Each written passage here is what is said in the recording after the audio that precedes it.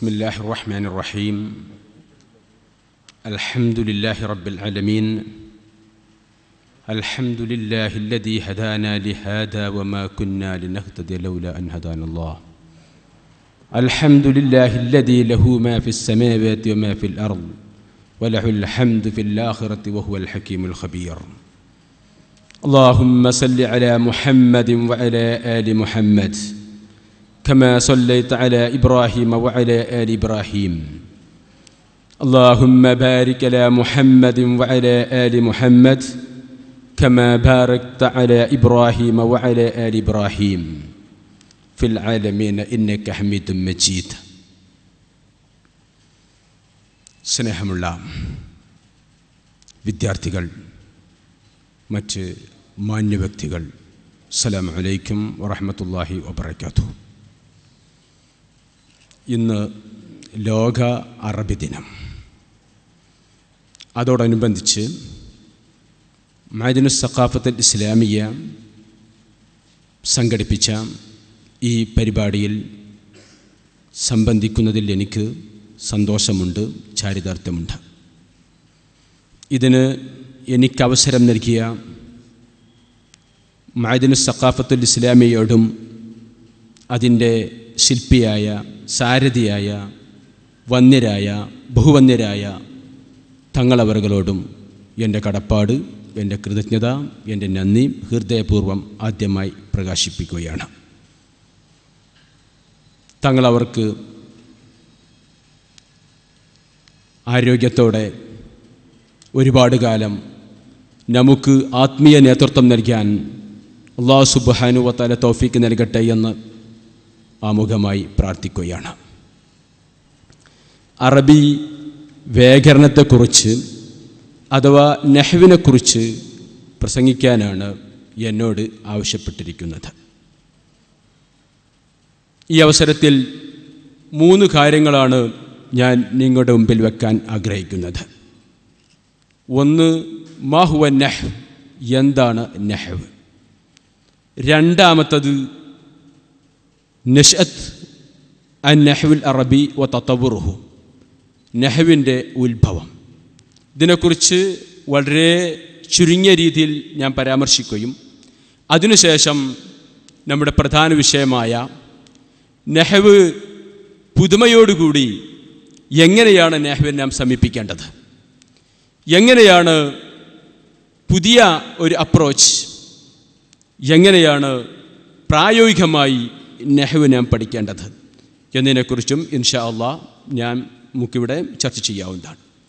മഹുവ നഹ്വ്, എന്താണ് നഹ്വ്. നഹ്വ് എന്നുള്ളത് ഒരു വിജ്ഞാനശാഖയുടെ പേരാണ്. ഏതൊരു വിജ്ഞാനശാഖയുടെ പേരെടുത്ത് നോക്കിയാലും അതിനിക്ക് 2 അർത്ഥമുണ്ടാകും. ഒന്ന് ഭാഷാപരമായ അർത്ഥം, മറ്റൊന്ന് സാങ്കേതിക അർത്ഥം. നഹ്വിനും ഭാഷാപരമായൊരർത്ഥമുണ്ട്, സാങ്കേതികപരമായ മറ്റൊരർത്ഥവുമുണ്ട്. ഏതൊരു വിജ്ഞാനശാഖ പരിശോധിച്ച് നോക്കിയാലും ഇങ്ങനെ 2 അർത്ഥം നമുക്ക് കാണാം. ഹദീസ്, ഹദീസ് എന്നതിൻ്റെ ഭാഷാർത്ഥം എന്താണ്? ദിദ്ദുൽ ഖദീം, പുതിയത്. എന്നാൽ അതിൻ്റെ സാങ്കേതിക അർത്ഥം എന്താണ്? ഖൗലുൻ നബി സല്ലല്ലാഹു അലൈഹി വസല്ലം വഫിഹ്ലുഹു വതഖ്രീറാതുഹു, നബി സല്ലല്ലാഹു അലൈഹി വസല്ലമയുടെ വാക്ക്, അവിടുത്തെ പ്രവൃത്തി, അവിടുത്തെ അനുമതി. ഇതിനൊക്കെയാണ് സാങ്കേതിക അർത്ഥത്തിൽ ഹദീസ് എന്ന് പറയുന്നത്. എന്നതുപോലെ ഫിഖ്, ഫിഖിൻ്റെ ഭാഷാർത്ഥം ഫഹ്മ്, ലാ യഫ്ഖഹൂന ഹദീസ, സംസാരം അവർ മനസ്സിലാക്കുന്നില്ല. മനസ്സിലാക്കുക, ഫഹ്മ്, ഇതാണ് ഫിഖിൻ്റെ ഭാഷാർത്ഥം. എന്നാൽ സാങ്കേതികമായി ഫിഖിൻ്റെ അർത്ഥം എന്താണ്? അൽ-ഇൽമു ബിൽ അഹ്കാമി ശർഇയ്യ അൽ മുക്തസബ മിൻ അദില്ലത്തി തഫ്സീരിയ്യ. ഖുർആൻ, ഹദീസ്, ഇജ്മാ, ഖിയാസ് എന്നീ തെളിവുകളുടെ അടിസ്ഥാനത്തിൽ കണ്ടെത്തിപ്പെട്ട, നേടിയെടുക്കപ്പെട്ട, ഗവേഷണം ചെയ്തെടുക്കപ്പെട്ട ശറഹിൻ്റെ വിധിവിലക്കുകൾക്കാണ് സാങ്കേതിക അർത്ഥത്തിൽ ഫിഖ് എന്ന് പറയുന്നത്. എന്നതുപോലെ മന്തിഖ്, മന്തിക്കിൻ്റെ ഭാഷാർത്ഥം സംസാരം എന്നുള്ളതാണ്. ശുദ്ധ ഖുർആനിൽ നമുക്ക് കാണാം, ബഹുമാനപ്പെട്ട സുലൈമാൻ നബി അലൈഹിസ്സലാം പറയുന്നു, ഹുല്ലിംനാ മന്തിഖുത് ത്വയ്ർ, പക്ഷിയുടെ സംസാരം നമുക്ക് പഠിപ്പിക്കപ്പെട്ടു. അപ്പം മന്തിക് എന്നുള്ളതിൻ്റെ ഭാഷാപരമായ അർത്ഥം സംസാരം എന്നാണ്. എന്നാൽ അതിൻ്റെ സാങ്കേതിക അർത്ഥം എന്താണ്? ഹാലത്തുൻ കാനൂനിയത്തുൻ തഅസിമ മുറാഅതുഹ അദ്ദിഹ്ന അനിൽ ഖത്ഇ ഫിൽ ഫിക്ർ, ചിന്തയിലുള്ള പിഴവിനെ സൂക്ഷിക്കുന്നതിനുള്ള നിയമായുധം. ഇതാണ് സാങ്കേതിക അർത്ഥത്തിൽ മന്തിക് എന്നതിൻ്റെ അർത്ഥം. ഇങ്ങനെ ഏതൊരു ഇൽമ് നമ്മൾ പരിശോധിച്ച് നോക്കിയാലും അതിനിക്ക് ഭാഷാപരമായ ഒരർത്ഥമുണ്ടാകും, സാങ്കേതികപരമായ ഒരർത്ഥമുണ്ടാകും. എന്നാൽ നഹ്വിൻ്റെ ഭാഷാപരമായ അർത്ഥം എന്താണ്? ഭാഷാപരമായി നഹ്വ് 6 അർത്ഥത്തിനിക്ക് ഉപയോഗിക്കാറുണ്ട്. 6 അർത്ഥത്തിനിക്ക് ഭാഷാപരമായി നഹ്വ് എന്ന പദം അറബിയിൽ പ്രയോഗിക്കപ്പെടുന്നുണ്ട്. 1 ഖസ്ദ്, ഉദ്ദേശം. നഹവ്തു ദാലിക, നഹവ്തു അൻ അഫ്അല ദാലിക എന്ന് വെച്ചാൽ ഖസദ്തു അൻ അഫ്അല ദാലിക, അത് പറയാൻ, അത് ചെയ്യാൻ ഞാൻ കരുതി. ഖസദ്തു ദാലിക, ഞാൻ കരുതി. അപ്പം നഹ്വിൻ്റെ ഭാഷാപരമായ ഒരർത്ഥമാണ് ഖസ്ദ്. രണ്ടാമത്തെ ഒരർത്ഥം ജിഹത്ത്, ഭാഗം. ഇത്തജഹ് നഹ്വൽ ഖിബ്ല ഐ ജിഹത്തൽ ഖിബ്ല, ഖിബ്ലയുടെ ഭാഗത്തേക്ക് ഇനി തിരിയുക എന്നർത്ഥത്തിനിക്ക് ഇത്തജഹ് നഹ്വൽ ഖിബ്ല. അപ്പം നഹ്വിൻ്റെ രണ്ടാമത് ഒരർത്ഥമാണ് ഭാഗം എന്നുള്ളത്. മൂന്നാമതൊരർത്ഥം മിഖ്ദാർ. ഹിന്ദി മിഖ്ദാറു അൽഫി ദിർഹം, എൻ്റെ അടുക്കൽ 1000 ദിർഹമിൻ്റെ എമൗണ്ട്, തുകയുണ്ട്. I have an amount of 1000 ദിർഹം. 1000 ദിർഹം എൻ്റെ കതിർ, അതിൻ്റെ കണക്ക് എൻ്റെ കയ്യിലുണ്ട്. അപ്പം മൂന്നാമതർത്ഥം മിഖ്ദാർ എന്നാണ്. നാലാമത് ഒരർത്ഥമുള്ളത് മിസിൽ, പോലെ, തുല്യമായത് എന്നർത്ഥം. സയ്യിദുൻ നഹ്വു അംറിൻ ഐ മിഥ്ലു അംറിൻ. നമുക്ക് പറയാം, ഫിഹിലി എന്ന് പറഞ്ഞാൽ മാ ദല്ല അലൽ ഹദസി വസ്സമാൻ, സമാനും ഹദസും സംഭവവും അത് നടന്ന അല്ലെങ്കിൽ നടക്കുന്ന കാലത്തെയും സൂചിപ്പിക്കുന്ന പദത്തിനെയാണ് ഫിഹിലി എന്ന് പറയുന്നത്. നഹ്വു ലറബ വകതബ, ലറബയെപ്പോലെ കതബയെപ്പോലെ, മിഥിൽ ലറബ മിഥിൽ കതബ. അപ്പം മിഥിൽ എന്നുള്ളത് നഹ്വിൻ്റെ ഒരർത്ഥമാണ്. അതുപോലെ നഹ്വിൻ്റെ മറ്റൊരർത്ഥമാണ് ബഅള്. അകൽതു ബഅള സമക്കി നഹ്വ സമക്കി ഐ ബഅളഹു. അതുപോലെ നഹ്വിൻ്റെ ആറാമത്തെ അർത്ഥമാണ് ഖിസ്മ്, ഒരു ഭാഗം, ഇനം എന്നുള്ളത്. നമുക്ക് പറയാം, അൽ കലിമത്തു അലാ സലാസത്തി അൻഹാഇൻ ഇസ്മും വഫീലും വ അറഫ്. അപ്പം നഹ്വിൻ്റെ മറ്റൊരർത്ഥമാണ് ഭാഗം എന്നതുപോലെ മറ്റൊരർത്ഥമാണ് ഇനം എന്നുള്ളത്. അപ്പം ഇങ്ങനെ 6 അർത്ഥത്തിനിക്ക് ഭാഷാപരമായി നഹ്വ് എന്ന പദം ഉപയോഗിക്കാറുണ്ട്. ഇതെല്ലാം കൂടി ഒരുമിച്ച് കൂട്ടി വേണമെങ്കിൽ നമുക്ക് പറയാം, ഖസസ്തു ജിഹ്ത മിഖ്ദാരി മിഥ്ല ബഅദി അഖ്സാമി. ഖസ്ദ്, ജിഹത്ത്, മിഖ്ദാർ, മിഥില്, ബഅദ്, ഖിസ്മ. ഇങ്ങനെ 6 അർത്ഥത്തിനിക്ക് നഹ്വ് ഭാഷാപരമായി ഉപയോഗിക്കാറുണ്ട്. എന്നാൽ സാങ്കേതികമായി നഹ്വിൻ്റെ അർത്ഥം എന്താണ്? സാങ്കേതികമായി നഹ്വ് 2 അർത്ഥത്തിനിക്ക് ഉപയോഗിക്കാറുണ്ട്. ഒന്ന് ഖാസായ അർത്ഥം, മറ്റൊന്നത് ആമായ അർത്ഥം. ഖാസായ അർത്ഥം, അതിന് നിർവചനം ഇങ്ങനെ പറയാം, ഇൽമുൻ യുഅറഫു ബിഹി അവാഖിറുൽ കലിമി ഇഅറാബൻ വബിനാഅ. കലാമുകളുടെ, കലിമത്തുകളുടെ അവസാനം അതിൻ്റെ ഇഅറാബ് റഫ് ആണോ, ജറാണോ, നസ്ബാണോ, ജസ്മാണോ, ഇത് ഏതാണ് അവിടെ നൽകേണ്ടത്? ഇത് അറിയുന്ന, ഇതിനെക്കുറിച്ച് പഠിക്കുന്ന ശാസ്ത്രശാഖ ഈ അർത്ഥത്തിനിക്ക് നഹ്വ് എന്ന് പറയും.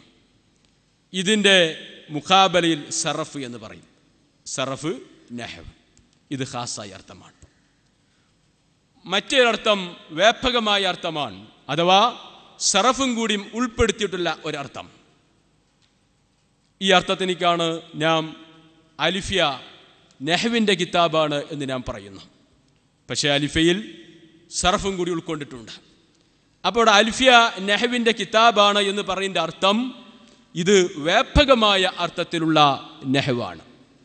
അതാണ് ഇബ്നു മാലിക് റഹ്മത്തുള്ളാഹി അലൈഹി പറയുന്നു, വസ്തഈനുല്ലാഹ ഫീ അൽഫിയ്യ മഖാസിദുൻ നഹ്വി ബിഹാ മഹ്വിയ്യ.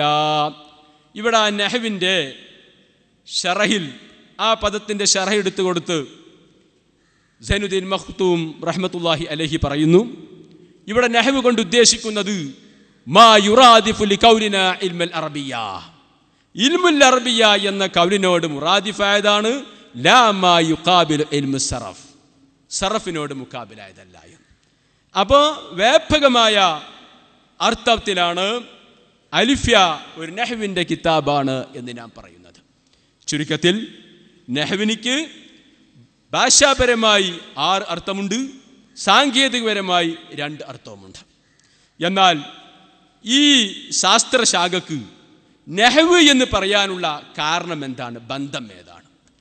ഏതൊരു വിജ്ഞാനശാഖയും അതിനൊരു പേര് വെക്കുമ്പോൾ ആ പേരും വിജ്ഞാനശാഖയും തമ്മിൽ ഒരു ബന്ധം നിർബന്ധമാണ്.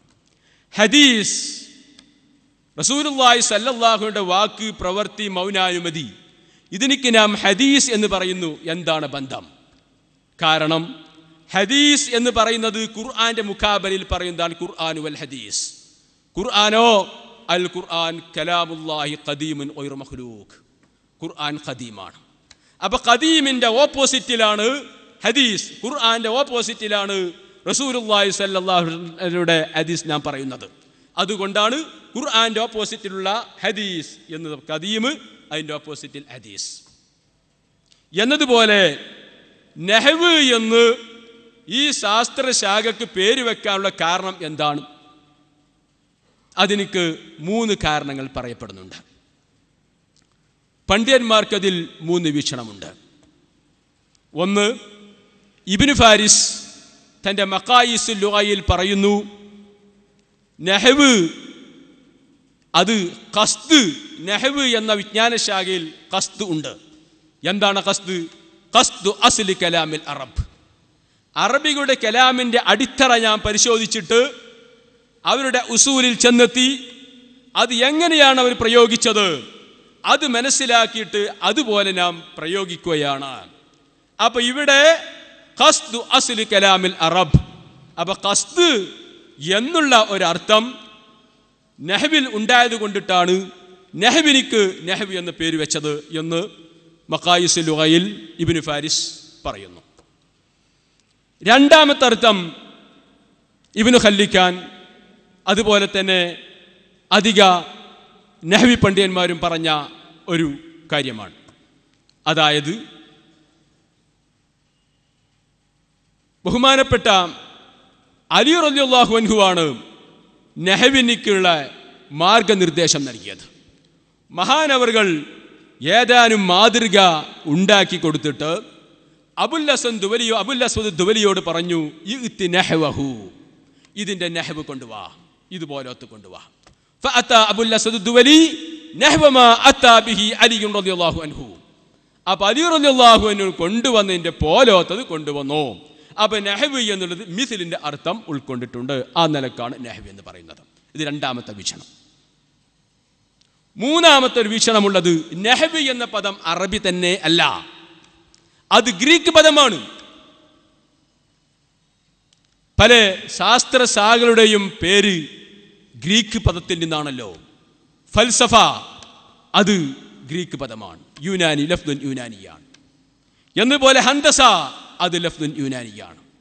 എന്നതുപോലെ നഹ്വ് എന്നുള്ളതും അത് യുനാനി ഗ്രീക്ക് പദമാണ്. അൽ ഇമാം അസ്ഹരി തഹ്ദീബുൽ ലുഗയിൽ പറയുന്നു, നഹ്വ് എന്ന് പറയുന്നത് അറബികളുടെ, ഗ്രീക്കുകാരുടെ പക്കൽ, യുനാനികളുടെ പക്കൽ അവരുടെ ഭാഷാശാസ്ത്രത്തിന് പ്രയോഗിക്കുന്ന പേരാണ് എന്നുള്ളത്. അപ്പോൾ നഹ്വ് എന്ന പദം ഗ്രീക്കുകാർ അവരുടെ ഭാഷാശാസ്ത്രത്തിന് ഉപയോഗിച്ചിരുന്നൊരു പേരാണ്. അറബികൾ ഗ്രാമർ ഉണ്ടാക്കിയപ്പോൾ, ഭാഷയുടെ ശാസ്ത്രം ഉണ്ടാക്കിയപ്പോൾ അവർ ഇതേ പേര് വെച്ചു. അപ്പോൾ നഹ്വ് എന്നുള്ളതിൻ്റെ 3 വീക്ഷണങ്ങളാണ്. അപ്പോൾ ഒന്നാമത്തെ കാര്യം ഞാൻ പറഞ്ഞു കഴിഞ്ഞു. മഹ്വ നഹ്വ്, എന്താണ് നഹ്വ്?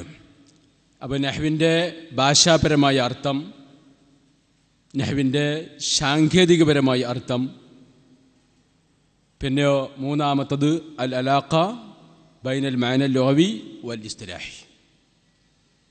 ഇനി വളരെ ചുരുങ്ങിയ രീതിയിൽ നഹ്വിൻ്റെ ഉത്ഭവത്തെക്കുറിച്ചും ഞാൻ പറയാം. അതിൻ്റെ ശേഷം നമ്മുടെ പ്രധാന വിഷയത്തിലേക്ക് നീങ്ങാവുന്നതാണ്. ഏതൊരു ശാസ്ത്രശാഖയെ നോക്കിയാലും അതിൻ്റെ ഉത്ഭവത്തിൻ്റെ പിന്നിൽ ഒരു പശ്ചാത്തലമുണ്ടാകും, ഒരു കാരണമുണ്ടാകും. എന്നതുപോലെ നഹ്വ് ഉത്ഭവത്തിൻ്റെ പിന്നിലും ഒരു പശ്ചാത്തലമുണ്ട്, ഒരു കാരണമുണ്ട്. എന്താണത്? ഏത് ശാസ്ത്ര ശാഖ നിങ്ങളെടുത്ത് പരിശോധിച്ച് നോക്കൂ. ഉസൂലുൽ ഫിഖ്, ഉസൂലുൽ ഫിഖ് ഉസൂൽ ഫിഖിന് ജന്മം നൽകാനുള്ള കാരണം എന്തായിരുന്നു? എന്തിനാണ് ഉസൂൽ ഫിഖ്? ഉസൂൽ ഫിഖ് ദലായിലുൽ ഫിഖ് ഇജ്മാലിയ, ഫിഖ് കണ്ടുപിടിക്കാനുള്ള മാർഗമാണ് ഉസൂൽ ഫിഖ്. ഉസൂൽ ഫിഖിലൂടെ അതിൻ്റെ അടിസ്ഥാനത്തിൽ ഞാൻ ഫിഖിൻ്റെ മസല കണ്ടുപിടിക്കുമ്പോഴാണ് അത് ശരിയാകുന്നത്, അല്ലെങ്കിൽ തെറ്റായി പോകുന്നു.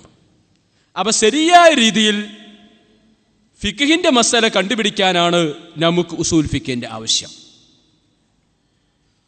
ഇത് ഉടലെടുക്കാനുള്ള കാരണം എന്തായിരുന്നു? ആളുകൾ ഇജ്തിഹാദ് ചെയ്യുമ്പോൾ ഇസ്തിംബാത്തിൽ ആളുകൾക്ക് ധാരാളം പിഴവുകൾ സംഭവിച്ചപ്പോഴാണ് ഉസൂൽ ഫിഖ് നിർമ്മിക്കേണ്ട, ഉസൂൽ ഫിഖ് രചിക്കേണ്ട ആവശ്യം വന്നത്. ബഹുമാനപ്പെട്ട സഹാബികൾക്ക് റളിയല്ലാഹു അൻഹും അവരെ സംബന്ധിച്ചിടത്തോളം ഉസൂൽ ഫിഖ് പഠിക്കേണ്ട ആവശ്യമുണ്ടായിരുന്നില്ല. കാരണം അവർ റസൂലുള്ളാഹി സ്വല്ലല്ലാഹു അലൈഹി വസല്ലമയുടെ ഫമുശരീഫിൽ നേരിട്ട് കേട്ട് മനസ്സിലാക്കിയവരാണ്. ആ പദങ്ങൾ ഏതർത്ഥത്തിലാണ് റസൂലുള്ളാഹി സ്വല്ലല്ലാഹു അലൈഹി വസല്ലം ഉപയോഗിച്ചത്, എപ്പോഴാണ് പ്രയോഗിച്ചത്, അതൊക്കെ ശരിക്ക് അറിയുന്നവരായിരുന്നു സഹാബ റളിയല്ലാഹു അൻഹും. അതുകൊണ്ട് അവർക്ക് ഇങ്ങനെ ഒരു നിയമത്തിൻ്റെ ആവശ്യമുണ്ടായിരുന്നില്ല.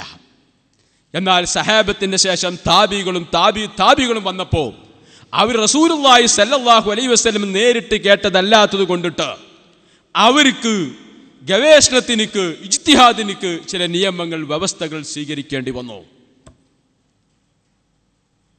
അങ്ങനെ ഒരുപാട് ആളുകൾ, ഇജ്തിഹാദിൽ ഒരുപാട് ആളുകൾക്ക് പിഴവുകൾ സംഭവിച്ചു. ബഹുമാനപ്പെട്ട അബൂ ഹനീഫ റളിയല്ലാഹു അൻഹുവിൻ്റെ കാലത്ത് 2 പണ്ഡിതന്മാർ ഇങ്ങനെ സംസാരിച്ചു കൊണ്ടിരിക്കുകയാണ്. അവർ കുറേ സംസാരിച്ചതിൻ്റെ ഇടയിൽ ഒരാൾ മൂത്രമൊഴിക്കാൻ വേണ്ടി പോയി. അങ്ങനെ മൂത്രമൊഴിച്ച് തിരിച്ചു വന്നപ്പോൾ അയാൾ 1 റക്അത്ത് നമസ്കരിച്ചു. അപ്പോൾ മറ്റേ ആൾ ചോദിച്ചു, ഇതെന്ത് നമസ്കാരം? നിങ്ങൾ മൂത്രമൊഴിച്ച് കഴിഞ്ഞ ഉടനെ 1 റക്അത്ത് നമസ്കരിക്കുന്നു. പള്ളിയിൽ കയറുമ്പോൾ തഹയ്യത്ത് നമസ്കാരം അതൊക്കെ ഉണ്ട്, മൂത്രമൊഴിച്ച് വന്നേക്കോ നമസ്കാരം, ഇത് എവിടെ പറഞ്ഞ നമസ്കാരമാണ്? വിദ്യാർത്ഥിനോട് ചോദിച്ചപ്പോൾ ഇദ്ദേഹം പറഞ്ഞു, ബലഅനി അന്ന റസൂലുള്ളാഹി സ്വല്ലല്ലാഹു അലൈഹി വസല്ലം ഖാൽ മൻ ഇസ്തജ്മറ ഫൽയൂതിർ. മൻ ഇസ്തജ്മറ, ആരെങ്കിലും മനോഹരം ചെയ്തു വന്നാൽ ഫൽയൂതിർ, അവൻ വിത്ർ നിസ്കരിച്ചോട്ടെ. അദ്ദേഹം ഇങ്ങനെ അർത്ഥം വെച്ചത്. അങ്ങനെ അദ്ദേഹം മനോഹരം ചെയ്തു വന്നാൽ വിത്ർ നമസ്കരിക്കുന്നു. അപ്പോ ഇവിടെ എന്താണ് തെറ്റുപറ്റിയത്? ഇദ്ദേഹം വിത്ർ എന്നുള്ളതിൻ്റെ സാങ്കേതിക അർത്ഥമാണ് ഇദ്ദേഹം അവിടെ വെച്ചത്.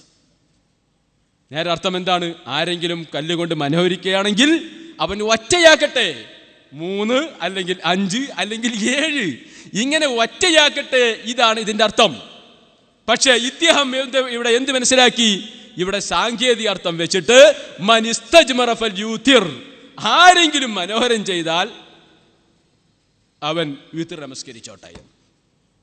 ഇങ്ങനെ അപ്പോൾ സാങ്കേതിക അർത്ഥം ഉപയോഗിക്കുന്നോടത്ത് സാങ്കേതിക അർത്ഥം ഉപയോഗിക്കണം. റസൂലുള്ളാഹി സ്വല്ലല്ലാഹു അലൈഹി വസല്ലം തങ്ങൾ ഏത് അർത്ഥത്തിനത് പറഞ്ഞിരുന്നു എന്ന് അത് കേട്ട സഹാബിമാർക്ക് അറിയാമായിരുന്നു.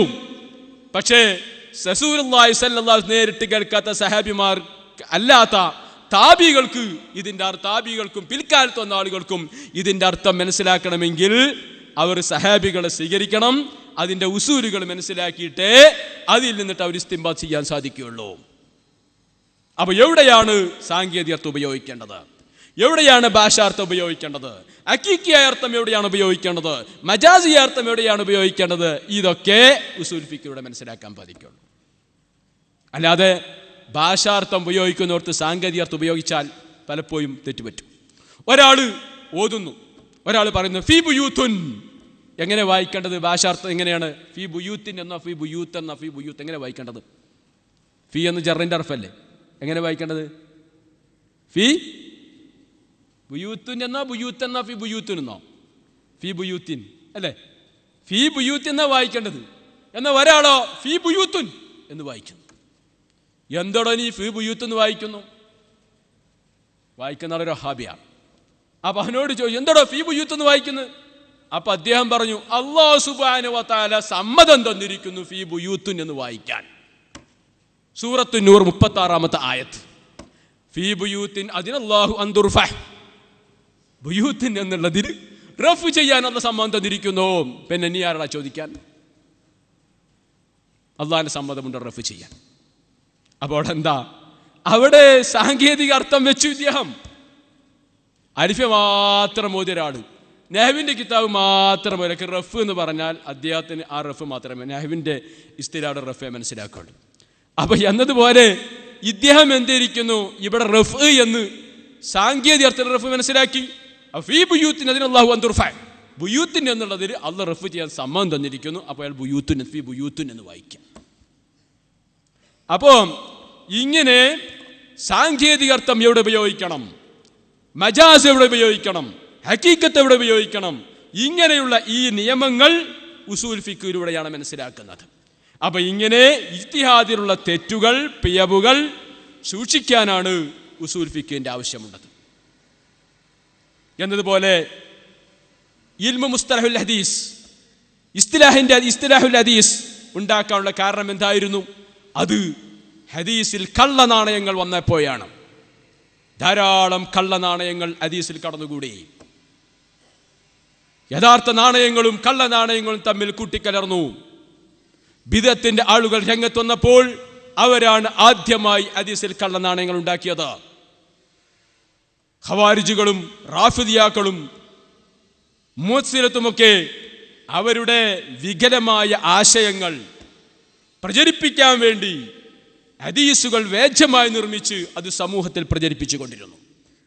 ബഹുമാനപ്പെട്ട ഇമാം മുസ്ലിം ഇബ്നു സീരീൻ റളിയല്ലാഹു അൻഹു ഉദ്ധരിക്കുന്ന ഒരു ഹദീസ് കാണാം. മാ കാനൂ യസ്അലൂന അനിൽ ഇസ്നാദ് ഫലമ്മാ വഖഅത്തിൽ ഫിത്ന ഖാലൂ സമ്മൂ ലനാ റിജാലക്കും ഫയൂഖദു മിൻ അഹ്ലി സുന്ന ഫലാ യൂഖദു മിൻ അഹ്ലിൽ ബിദ്അ. ഫിത്ന വന്നപ്പോൾ, മുബ്തദികൾ വന്നപ്പോൾ, പുത്തൻ പ്രസ്ഥാനക്കാർ വന്നപ്പോൾ, അപ്പോൾ മാത്രമാണ് മുഹദ്ദിസീങ്ങൾ സനദിനെ കുറിച്ച് ചോദിക്കാൻ തുടങ്ങിയത്. സമ്മൂലനാ റിജാലുക്കും, ഇതിന്റെ ആളപ്പേര് പറഞ്ഞു തരും. അത് അഹ്ലുസുന്നത്ത് ജമാഅത്തിന്റെ ആളുകളുടേതാണോ എങ്കിൽ അത് സ്വീകരിക്കും, അതല്ല ബിദ്അത്തിൻ്റെതാണോ അത് സ്വീകരിക്കുകയില്ല. ഇങ്ങനെ ബിദ്അത്തുകാർ ധാരാളം വേജ ഹദീസുകൾ നിർമ്മിച്ചു. ബിദ്അത്തുകാർ മാത്രമല്ല, ബിസിനസ്സുകാർ, കച്ചവടക്കാർ, സൂഫികൾ, അതുപോലെ വഅദ് പറയുന്ന ആളുകൾ, ഇവരൊക്കെ ഹദീസുകൾ നിർമ്മിച്ചുകൊണ്ടേയിരുന്നു. ഇത് യഥാർത്ഥ ഹദീസുമായി കൂട്ടിക്കലർത്തിക്കൊണ്ടേയിരുന്നു. ബത്തക്ക കച്ചവടക്കാർ അവിടെ ബത്തക്ക ചെലവാക്കാൻ വേണ്ടി ഹദീസ് നിർമ്മിച്ചു.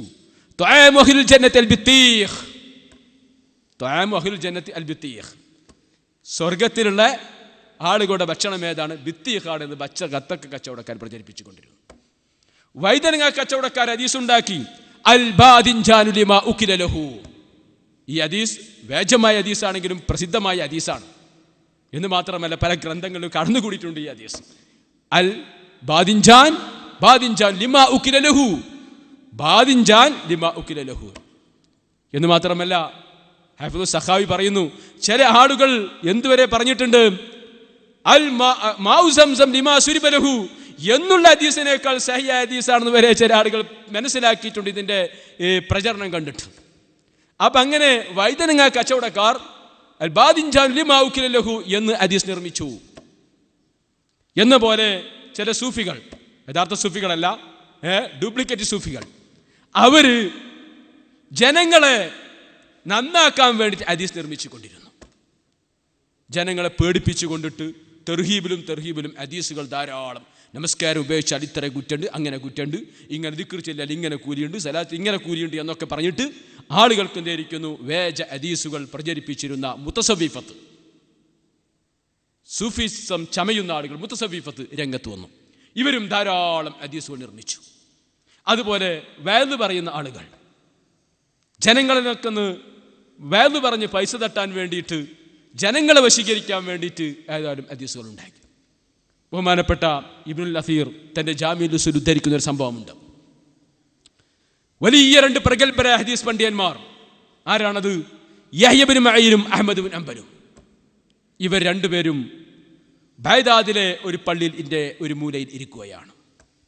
ആ സമയത്ത് ഒരാൾ വന്നിട്ട് വലിയ പ്രഭാഷണം നടത്തുന്നു, വലിയ വഅദ്, ആളുകളൊക്കെ കരിപ്പിച്ചുകൊണ്ട് വഅദ് പറയുകയാണ്. അതിനിടയിൽ അദ്ദേഹം ഒരു ഹദീസ് ഓതുന്നു. ഹദ്ദസനാ അഹ്മദ് ഇബ്നു ഹംബൽ വ യഹ്യ ഇബ്നു മഈൻ ഖാലാ ഹദ്ദസനാ അബ്ദുർ റസാഖ് അൻ മഅമർ അൻ ഖതാദ അൻ അനസ് ഇബ്നു മാലിക് റളിയല്ലാഹു അൻഹു ഖാൽ ഖാല റസൂലുള്ളാഹി സ്വല്ലല്ലാഹു അലൈഹി വസല്ലം മൻ ഖാല ലാ ഇലാഹ ഇല്ലല്ലാഹ് ഖലഖല്ലാഹു സുബ്ഹാനഹു വ തആല ബികുല്ലി കലിമത്തിൻ മിൻഹാ ത്വയ്റൻ മിൻ ഗാറുഹു മിൻ ദഹബ് വരീസുഹു മിൻ സബർജദ്. ഇദ്ദേഹം ഓതി. ഹദീസ് പരമ്പര വളരെ കൃത്യമായ പരമ്പരയാണ്. ആരാ? അഹ്മദ് ഇബ്നു ഹംബൽ യഹ്യ ഇബ്നു മഈനും. അതാരെ തൊട്ട് ഉദ്ധരിക്കുന്നു? അബ്ദുർ റസാഖ്. അബ്ദുർ റസാഖ് കേട്ടില്ല? മുസന്നഫ് അബ്ദുർ റസാഖ് രചിച്ച, മുസന്നഫ് രചിച്ച അബ്ദുർ റസാഖ്. അബ്ദുർ റസാഖ് ആരെ തൊട്ട്? അബ്ദുർ റസാഖ് ഏറ്റവും അദ്ഭുതമായി സ്വീകരിച്ച മഅമർ ആരെ തൊട്ട്? ഖതാദ ആരെ തൊട്ട്? അൻസ് റളിയല്ലാഹു അൻഹു തൊട്ട് പഴയ സയ്യായ പരമ്പരയുടെ ഹദീസ് ഉദ്ധരിച്ചു. എന്താ? മൻ ഖാല ലാ ഇലാഹ ഇല്ലല്ലാഹ്, ആരെങ്കിലും ലാ ഇലാഹ ഇല്ലല്ലാഹ് എന്ന് പറഞ്ഞാൽ അല്ലാഹു സുബ്ഹാനഹു വ തആല ഓരോ കലിമത്തിനും പകരം ഒരു പക്ഷിയെ സൃഷ്ടിക്കും. ആ പക്ഷിയുടെ മിൻഗാറുഹു മിൻ ദഹബ്, ആ പക്ഷിയുടെ ചുണ്ട്, കൊക്ക് സ്വർണമാണ്, അതിൻ്റെ തൂവലുകളോ രത്നമാണ്. ഇതിങ്ങനെ ഹദീസ് ഇങ്ങനെ പറയുമ്പോൾ ഇവിടെ ആരിയ്ക്കുന്നുണ്ട്? അഹ്മദ് ഇബ്നു ഹംബലും യഹ്യ ഇബ്നു മഈനും പള്ളിൻ്റെ മുന്നിൽ ഇരിക്കുന്നുണ്ട്. അഹ്മദ് ഇബ്നു ഹംബൽ യഹ്യ ഇബ്നു മഈന്റെ മുഖത്തേക്ക് നോക്കി, യഹ്യ ഇബ്നു മഈൻ അഹ്മദ് ഹംബലിന്റെ മുഖത്തേക്ക് നോക്കി. ഈ ഹദീസ് എവിടെ നിന്ന് കിട്ടി? ഇത് കഴിഞ്ഞപ്പോൾ ഇവർ ഇദ്ദേഹത്തെ മാടി വിളിച്ചു. ഇദ്ദേഹം നേരെ ഓടി വന്നു. എന്തിന്? വഅദ് പറഞ്ഞതല്ലേ, വല്ലതും തരാനായിരിക്കുമെന്ന് വിചാരിച്ചിട്ട് നേരെ ഓടി വന്നു. അങ്ങനെ ചോദിച്ചു, നിങ്ങൾക്ക് ഈ ഹദീസ് എവിടെ നിന്ന് കിട്ടി? ഞാൻ എൻ്റെ സനദ് പറഞ്ഞില്ലേ, ഹദ്ദസനാ അഹ്മദ് ഇബ്നു ഹംബൽ യഹ്യ ഇബ്നു മഈൻ. അപ്പോൾ യഹ്യ ഇബ്നു മഈൻ പറഞ്ഞു, ഞാനാണ് യഹ്യ ഇബ്നു മഈൻ, ഇയാളാണ് അഹ്മദ് ഇബ്നു ഹംബൽ, ഞങ്ങൾ രണ്ടാളും പറഞ്ഞിട്ടില്ലല്ലോ. അപ്പോൾ അയാൾ പറഞ്ഞു, രണ്ട് പൊട്ടന്മാർ, ദുന്യാവിൽ എത്ര അഹ്മദ് ഇബ്നു ഹംബൽ യഹ്യ ഇബ്നു മഈൻ ഉണ്ടാവുള്ളൂ, നിങ്ങൾ രണ്ടാമതേ ഉണ്ടാവുള്ളൂ എന്ന് പറഞ്ഞ് ഇയാൾ പരിഹസിച്ചിട്ട് പോയി. അപ്പോൾ ഇങ്ങനെ ധാരാളം ഹദീസുകൾ വേജമായി സമൂഹത്തിലേക്ക് ഇറക്കുമതി ചെയ്തപ്പോൾ അതിന്നിട്ട് നല്ലതും ചീത്തയും വേർതിരിക്കാൻ വേണ്ടിയിട്ട്, സഹീഹും ദഈഫും വേർതിരിക്കാൻ വേണ്ടിയിട്ട്, വേജവും യഥാർത്ഥവും വേർതിരിക്കാൻ വേണ്ടിയിട്ട് നമ്മുടെ പണ്ഡിതന്മാർ മുഹദ്ദിസീങ്ങൾ അതിൻ്റെ അടിസ്ഥാന ശാസ്ത്രം വെച്ചു. അതാണ് ഇൽമു മുസ്തലഹുൽ ഹദീസ്. എന്നതുപോലെ തന്നെ നഹ്വ് ഉണ്ടാകാനും അതിൻ്റെ പിന്നിൽ ഒരു പശ്ചാത്തലമുണ്ട്. എന്താണത്? ഖുർആൻ തെറ്റായി വായിക്കാൻ തുടങ്ങിയതാണ്. ഇതിൻ്റെ പശ്ചാത്തലം ബഹുമാനപ്പെട്ട ഇബ്നു അസാക്കിർ റഹ്മത്തുള്ളാഹി അലൈഹി ഇബ്നു അബൂ മുലൈക്കയിൽ നിന്ന് ഉദ്ധരിക്കുന്ന ഒരു ഹദീസിൽ നമുക്ക് മനസ്സിലാക്കാവുന്നതാണ്. ഇബ്നു അബീ മുലൈക്ക പറയുന്നു, ബഹുമാനപ്പെട്ട ഉമർ ഖത്താബ് റളിയല്ലാഹു അൻഹുവിൻ്റെ ഭരണകാലത്ത് ഒരു അഅറാബി പട്ടണത്തിലേക്ക് വന്നു, മദീനയിലേക്ക് വന്നു. അഅറാബി എന്ന് പറഞ്ഞാൽ ഗ്രാമത്തിൽ താമസിക്കുന്ന വ്യക്തിക്കാണ് അഅറാബി എന്ന് പറയുക. അഅറാബ് എന്ന് പറഞ്ഞാൽ ഗ്രാമത്തിൽ താമസിക്കുന്നവർ. അതിൽ നിന്നുള്ള വാഹിദും മിനൽ അഅറാബിനിക്ക് അഅറാബി എന്ന് പറയും. യഹൂദ് എന്ന് പറഞ്ഞാൽ യഹൂദികളാണ്, യഹൂദി എന്ന് പറഞ്ഞാൽ വാഹിദു മിനൽ യഹൂദ്. അപ്പോൾ ഗ്രാമത്തിൽ താമസിക്കുന്ന ഒരാൾ മദീനയിലേക്ക് വന്നു. എന്തിന്? ഖുർആൻ പഠിക്കാൻ വേണ്ടിയിട്ട്. അദ്ദേഹം പറഞ്ഞു, മനില്ലദീ യുഅല്ലിമുനിൽ ഖുർആൻ, ആരാണ് എനിക്ക് ഖുർആൻ പഠിപ്പിച്ചു തരിക? മനില്ലദീ യുഖ്രിഉനിൽ ഖുർആൻ, ആരാണ് എന്നെ ഖുർആൻ പഠിപ്പിക്കുക? ഇത് ചോദിച്ചപ്പോൾ ഒരാൾ പറഞ്ഞു, ഞാനുണ്ട്. ബഹുമാനപ്പെട്ട ഉമർ ഖത്താബിന്റെ ഭരണകാലത്ത് ഒരുപാട് അനർബികൾ ഇസ്ലാമിലേക്ക് കടന്നു വന്ന സമയമാണ്. ഒരുപാട് അനർബികൾ ഇസ്ലാമിലേക്ക് കടന്നു വരികയും ഖുർആൻ പഠിക്കുകയും ചെയ്തിരുന്ന ഒരു കാലഘട്ടമാണ്. അങ്ങനെ ഒരു ഖുർആൻ പഠിച്ച ഒരു അനർബി പറഞ്ഞു, ഞാനുണ്ട്, ഞാൻ ഓതിത്തരാമല്ലോ എന്ന് പറഞ്ഞ് അദ്ദേഹം ഓതിക്കൊടുക്കാൻ തുടങ്ങി. ഇന്നല്ലാഹ ബരീഉം മിനൽ മുശ്രിക്കീന വറസൂലിഹി, സൂറത്തുൽ ബറായിൽ നിന്ന് അദ്ദേഹം ഓതിയാണ് ഇന്നല്ലാഹ ബരീഉം മിനൽ മുശ്രിക്കീന വറസൂലിഹി എന്ന ആയത്ത് ഓതിക്കേൽപ്പിച്ചു. അപ്പോൾ ഇദ്ദേഹം എങ്ങനെയാണ് വായിച്ചത്? റസൂലിഹി എന്ന് ജെറു കൊണ്ടാണ് വായിച്ചത്. ഇന്നല്ലാഹ ബരീഉം മിനൽ മുശ്രിക്കീന വറസൂലിഹി എന്ന് തെറ്റായി ഇദ്ദേഹം വായിച്ചു. വായിച്ചപ്പോൾ അറബി കാട്ടറബി ആണെങ്കിലും അറബിയുടെ യഥാർത്ഥ അറിയുന്നവരാണ് അവർ. ഗ്രാമപ്രദേശങ്ങളിലുള്ള അറബിക്ക് മാറ്റം വന്നിട്ടില്ല. പട്ടണങ്ങളിലുള്ള അറബിയാണ് അന്യ വിദേശത്തു നിന്നുള്ള അനർബികൾ കടന്നുകയറി ഭാഷയ്ക്ക് മാറ്റം സംഭവിച്ചത്, തകരാറായിട്ടുള്ളത്.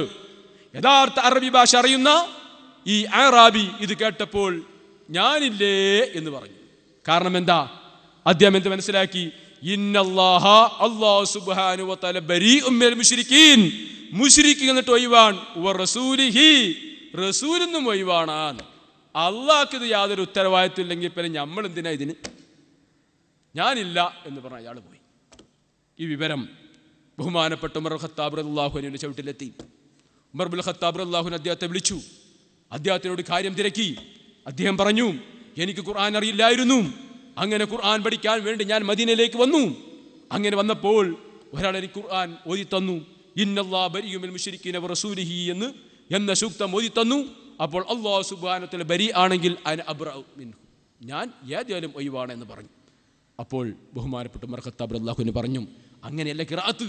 ഇന്നല്ലാഹ ബരീഉം മിനൽ മുശ്രിക്കീന വറസൂലുഹു, ഇങ്ങനെയാണ് ഖിറാഅത്ത്. അഥവാ അല്ലാഹ് എന്നുള്ള ഇസ്മി ഇന്നന്റെ ഇസ്മിലേക്ക് അത്ഫാണ്. ആ ഇസ്മിലേക്ക് അത്ഫാകുമ്പോൾ അവിടെ നസ്ബും വായിക്കാം, റഫും വായിക്കാൻ പറ്റും. അപ്പൊ ഇന്നല്ലാഹ ബരീഉം മിനൽ മുശ്രിക്കീന വറസൂലുഹു എന്നാണ് ഖിറാഅത്ത് എന്ന് പറഞ്ഞപ്പോൾ അറബിക്ക് കാര്യം മനസ്സിലായി. അദ്ദേഹം അസ്തഗ്ഫിറുല്ലാഹ് എന്ന് പറഞ്ഞു. അപ്പോ ഇതാണ് തുടക്കം. ഏത് നല്ല കാര്യത്തും തുടക്കുന്ന ഉമർ ഖത്താബ് റളിയല്ലാഹുവിന്റെ തലയിൽ നിന്നാണല്ലോ. റസൂലുള്ളാഹി സ്വല്ലല്ലാഹു അലൈഹി വസല്ലമയുടെ കാലത്ത് തന്നെ ഉമർ റളിയല്ലാഹു അൻഹു ആണല്ലോ ആദ്യം പല നല്ല അഭിപ്രായങ്ങളും പറയാറ്. എന്നാൽ ഉമർ ഖത്താബ് റളിയല്ലാഹുവിന്റെ തലയിൽ നിന്ന് തന്നെയാണ്, അവിടുത്തെ ബുദ്ധിയിൽ നിന്ന് തന്നെയാണ് ഇങ്ങനെ നഹ്വ് വേണം എന്നുള്ള ആവശ്യം ഉത്ഭവിക്കുന്നത്. അങ്ങനെ ഉമർ ഖത്താബ് റളിയല്ലാഹു അൻഹു ഒരു നിയമം പാസാക്കി, ഇനി ആരും അറബി ഭാഷ ശരിക്ക് പഠിക്കാത്തവരാരും ഖുർആൻ പഠിപ്പിക്കരുത് എന്ന്. അങ്ങനെ ഉമർ ഖത്താബ് റളിയല്ലാഹു അൻഹു അബുൽ അസ്വദ് ദുവലിയെ വിളിച്ചു വരുത്തി. അബുൽ അസ്വദ് ദുവലി അദ്ദേഹം താബിഈയാണ്, സഹബിയല്ല. അങ്ങനെ അദ്ദേഹത്തെ വിളിച്ചു വരുത്തിയിട്ട് അദ്ദേഹത്തോട് പറഞ്ഞു, നിങ്ങൾ ഇതിനൊരു നിയമമുണ്ടാക്കണം. ഖുർആൻ തെറ്റായി വായിക്കുന്നതിന് അതിനൊരു പരിഹാരം കാണണം, ഒരു വ്യവസ്ഥ ഉണ്ടാക്കണം. അറബി ഭാഷ സൂക്ഷിക്കണം, അതിന് വ്യവസ്ഥ ഉണ്ടാക്കണം എന്ന് ബഹുമാനപ്പെട്ട ഉമർ ഖത്താബ് റളിയല്ലാഹു അൻഹു അബുൽ അസ്വദ് ദുവലിയോട് ആവശ്യപ്പെട്ടു. അങ്ങനെ അബുൽ അസ്വദ് ദുവലി ഇതിനെക്കുറിച്ച് ചിന്തിച്ചു കൊണ്ടിരുന്നു. എന്തെല്ലാം തെറ്റുകളാണ്, എന്തെല്ലാം പാകപ്പിഴവുകളാണ് സംഭവിക്കുന്നത് എന്ന് അദ്ദേഹം നോട്ട് ചെയ്തു വെച്ചു, അത് മനസ്സിലാക്കി വെച്ചു. എങ്കിലും എങ്ങനെയാണ് ഇതിനൊരു നിയമം ഉണ്ടാക്കുന്നത്, അതിൻ്റെ ഒരു ഐഡിയ അദ്ദേഹത്തിന് കിട്ടുന്നില്ല. കാലം കഴിഞ്ഞു. ഉമർ ഖത്താബിന്റെ ഭരണശേഷം ഉസ്മാൻ റളിയല്ലാഹു അൻഹുവിന്റെ ഭരണം വന്നു. അതിനുശേഷം അലി റളിയല്ലാഹുവിന്റെ ഭരണം വന്നു. അപ്പോഴേക്കും അറബി ഭാഷ ഒരുപാട് കടത്തിക്കുട്ടലുകൾക്ക് വിധേയമായിക്കൊണ്ടിരുന്നു, ഗ്രാമങ്ങളിൽ, പട്ടണങ്ങളിൽ, ഗ്രാമങ്ങളിലല്ല. അങ്ങനെ അലി റളിയല്ലാഹു അൻഹുവിന്റെ അടുത്ത് അബുൽ അസ്വദ് ദുവലി ചെന്നു. അലി റളിയല്ലാഹു അൻഹു ദുഃഖിച്ചിരിക്കുകയാണ്. അലി റളിയല്ലാഹു അൻഹുമായി അബുൽ അസ്വദ് ദുവലി കാര്യങ്ങൾ ചർച്ച ചെയ്തു. ഇതിനേക്ക് തീർച്ചയായിട്ടും ഒരു നിയമം ഉണ്ടാക്കുക തന്നെ വേണം. അങ്ങനെ അലി റളിയല്ലാഹു അൻഹുവിന്റെ നിർദ്ദേശപ്രകാരം അബുൽ അസ്വദ് ദുവലി നഹ്വ് ഉണ്ടാക്കാൻ തുടങ്ങി. അബുൽ അസ്വദ് ദുവലി അലി അള്ളാഹുവിനോട് പറഞ്ഞു, അതിന് എങ്ങനെയാണ് ഉണ്ടാക്കേണ്ടത്, അതിൻ്റെ ഒരു മാതൃക അങ്ങ് കാണിച്ചു തരണമെന്ന് പറഞ്ഞു. അങ്ങനെ അലി റളിയല്ലാഹു അൻഹു ചില മാതൃകകൾ എഴുതി കൊടുത്തു. അങ്ങനെ എഴുതി കൊടുത്തിട്ട് പറഞ്ഞു, ഇഗ്തിനഹ്വഹു, ഇതുപോലത്തെ കൊണ്ടുവരും. അങ്ങനെയാണ് കടലുണ്ടായത്, അല്ല നെഹ്വുണ്ടായത്. അങ്ങനെ അബുൽ അസ്വദ് വലി പിന്നീട് ചിന്തിച്ചു, പിന്നീട് അത് വികസിപ്പിച്ചു. അങ്ങനെ അബുൽ അസ്വദ് അവരുടെ ശേഷം അദ്ദേഹത്തിൻ്റെ ശിഷ്യന്മാരും ഇതിൽ വികസിപ്പിച്ചെടുത്തു. അങ്ങനെ ഈ നെഹ്വ് അത് പരിപൂർണമാകുന്നത് ഇമാം സീബവയോട് കൂടിയാണ്. സീബവി ഇമാമിൻ്റെ അൽ കിതാബ് രചിക്കപ്പെട്ടതോടുകൂടി ഇതൊരു സമ്പൂർണ്ണതയിലെത്തി. നമുക്കറിയാം അബുൽ അസ്വദ് വലിയിൽ നിന്നാട്ടാണ് നെഹ്വ് ഉടലെടുത്തത് എന്നുള്ളത്. അപ്പോൾ ഇത് നമുക്കൊരു കാര്യം മനസ്സിലായി. ഈ നെഹ്വ് പുറത്തു വരുന്നതിനേക്ക് 3 ആളുകൾ ഇതിൻ്റെ പിന്നിൽ ശക്തമായി പ്രവർത്തിച്ചിട്ടുണ്ട്. ഒന്നാമതായിട്ട് ഈ ആശയം ഉടലെടുത്തത് ഉമർ ഖത്താബ് റളിയല്ലാഹുവിൻ്റെ വക്കൽ നിന്നിട്ടാണ്. ഇതെനിക്ക് ഗൈഡ് ലൈൻ നൽകിയത് അലി റളിയല്ലാഹു അൻഹുവാണ്. ഇത് പ്രാക്ടിക്കലാക്കിയത്, ഇത് പുറത്തു കൊണ്ടുവന്നത് അബുൽ അസ്വദ് വലിയാണ്. അതുകൊണ്ടാണ് ചില ഗ്രന്ഥങ്ങൾ നമുക്ക് കാണാം ഇതിൻ്റെ വാദ്യ ഉമർ റളിയല്ലാഹു അൻഹുവാണ് എന്ന് കാണാം, ചില റിവായത്തിൽ കാണാം അലി റളിയല്ലാഹു അൻഹുവാണെന്ന് കാണാം, ചില റിവായത്തിൽ കാണാം അബുൽ അസ്വദ് വലിയാണെന്ന് പറയാം. ഇങ്ങനെ ഈ 3 റിവായത്തും കൂടി ഈ നിലയ്ക്ക് നമുക്ക് ജമ്മ് ചെയ്താൽ പ്രശ്നം തീരുന്നതാണ്. അപ്പോൾ ചുരുക്കി പറഞ്ഞാൽ ബസ്രയിലാണ് നെഹ്വ് ഉടലെടുത്തത്. കാരണം അബുൽ അസ്വദ് വലിയുടെ ആസ്ഥാനം ബസ്രയായിരുന്നു. അദ്ദേഹം അലി റളിയല്ലാഹു അൻഹുവിൻ്റെ ഗവർണറായി ബസ്രയിൽ ജോലി ചെയ്തിരുന്നു. അങ്ങനെ അബുൽ അസ്വദ് വലിയുടെ ആസ്ഥാനം ബസ്രയായതിനാൽ ബസ്രയിൽ വെച്ചിട്ടാണ് അറബി ഗ്രാമർ നെഹ്വ് ഉടലെടുക്കുന്നത് എന്ന് നമുക്ക് പറയാം. ബസ്രയിൽ ഒരുപാട് പണ്ഡിതന്മാർ പിന്നീട് ഇതേ തുടർന്ന് വരികയുണ്ടായി. അങ്ങനെ അബുൽ അസ്വദ് വലിയുടെ ശിഷ്യന്മാരിൽ നിന്ന് അബൂ ജഅഫർ റുവാസി എന്ന കൂഫക്കാരൻ നെഹ്വ് പഠിക്കുകയും അദ്ദേഹം ആ നെഹ്വുമായി കൂഫയിലേക്ക് വന്നു. കൂഫയിലെത്തിയിട്ട് പിന്നീട് കൂഫക്കാർ അവരും അത് വികസിപ്പിച്ചെടുത്തു. കൂഫയിലെത്തിയപ്പോൾ കൂഫയിലെ നെഹ്വിന് കൂഫയുടേതായ സ്വഭാവം വന്നു. എന്താണ് കൂഫയുടെ സ്വഭാവം? കൂഫയിൽ ബഹുമാനപ്പെട്ട അബൂ ഹനീഫയുടെ മദ്ഹബിന്റെ ആസ്ഥാനമാണ്. അബൂ ഹനീഫയുടെ മദ്ഹബിന്റെ ഒരു പ്രധാന ഉസൂലാണ് ഖബർ വാഹിദിനേക്കാൾ ജലിയായ ഖിയാസിനെ മുന്തിക്കുക എന്നുള്ളത്. ഒറ്റപ്പെട്ട ഹദീസിനേക്കാൾ പ്രാധാന്യം നൽകേണ്ടത് ഖിയാസിന്റെ അടിസ്ഥാനത്തിൽ കിട്ടിയ വിധിക്കാണ് എന്നാണ് അബൂ ഹനീഫ റളിയല്ലാഹു അൻഹുവിന്റെ ഉസൂല്. ഇതേ ഉസൂല് തന്നെയാണ് കൂഫക്കാർ അവരുടെ നെഹ്വ് പടുത്തുയർത്തുന്നതിലും സ്വീകരിച്ചത്. അപ്പൊ കൂഫക്കാർ ബസറക്കാരും കൂഫക്കാരും ഇപ്പൊ നമ്മൾ പറഞ്ഞല്ലോ ഉടലെടുത്തത് ബസറയിൽ നിന്നാണ്. അങ്ങനെ അബുൽ അസ്വദിയുടെ ശിഷ്യന്മാരിലൂടെ അബൂ റുവാസിലൂടെ ഇത് കൂഫയിൽ അബൂ ജഅഫർ റുവാസിലൂടെ ഇത് കൂഫയിലെത്തി. അങ്ങനെ പിന്നീട് ബസറയിൽ കൂഫയിലും ഒരുപാട് പണ്ഡിതന്മാരുണ്ടായി. കൂഫയിലെ നഹ്വി പണ്ഡിതന്മാരാണ് ഖസായി, ഫറാ, സഅലബ് ഇവരൊക്കെ. ബസറയിലെ നഹ്വി പണ്ഡിതന്മാരാണ് സിബവൈഹി, അഖ്ഫസ്, മുബറദ് ഇവരൊക്കെ. സിബവൈഹി, അഖ്ഫസ്, മുബറദ് ഇവരൊക്കെ ബസറക്കാരായിരുന്നുവെങ്കിൽ ഫറാ, സഅലബ്, ഖസായി ഇവരൊക്കെ കൂഫക്കാരായിരുന്നു. അപ്പോൾ കൂഫയിൽ അബൂ ഹനീഫ ഇമാമിൻ്റെ മദ്ഹബ് അതിൻ്റെ ഉസൂൽ കൂഫയിലെ നഹ്വിലും സ്വാധീനം ചെലുത്തി. അപ്പോൾ കൂഫക്കാരും ബസറക്കാരും തമ്മിലുള്ള പ്രധാന ഖിലാഫിൻ്റെ പോയിന്റ് അടിസ്ഥാനം നിങ്ങൾക്കിപ്പോൾ മനസ്സിലായി കഴിഞ്ഞിട്ടുണ്ടാവും. എന്താണ്? ഖിയാസ് ആണോ സമ ആണോ? ബസറക്കാർ സമാഇനെയാണ് മുന്തിക്കുക, കൂഫക്കാരോ ഖിയാസിനെയാണ് മുന്തിക്കുക. ഇതാണ് ബസറക്കാരും കൂഫക്കാരും തമ്മിലുള്ള ഖിലാഫിൻ്റെ പ്രധാന കാരണം. ഇതാണ്. ഈ ഖിലാഫ് പിന്നീട് പലതിലേക്കും അത് പടർന്നു പിടിച്ചു. പല കാര്യങ്ങളിലും അത് ഖിയാസിയാണോ സമാഇയാണോ എന്ന തർക്കമുണ്ടാകാറുണ്ട്. ഉദാഹരണമായിട്ട് പല ഇസ്തിഖാക്കളും നഹത്ത് നിങ്ങൾ കേട്ടിട്ടുണ്ടാവും. അതായത് 2 or 3 കെലിമത്തിൽ നിന്നിട്ട് ഒരു കെലിമത്ത് നിൽക്കുന്നതിനേക്കാണ് നെഹത്ത് എന്ന് പറയുക.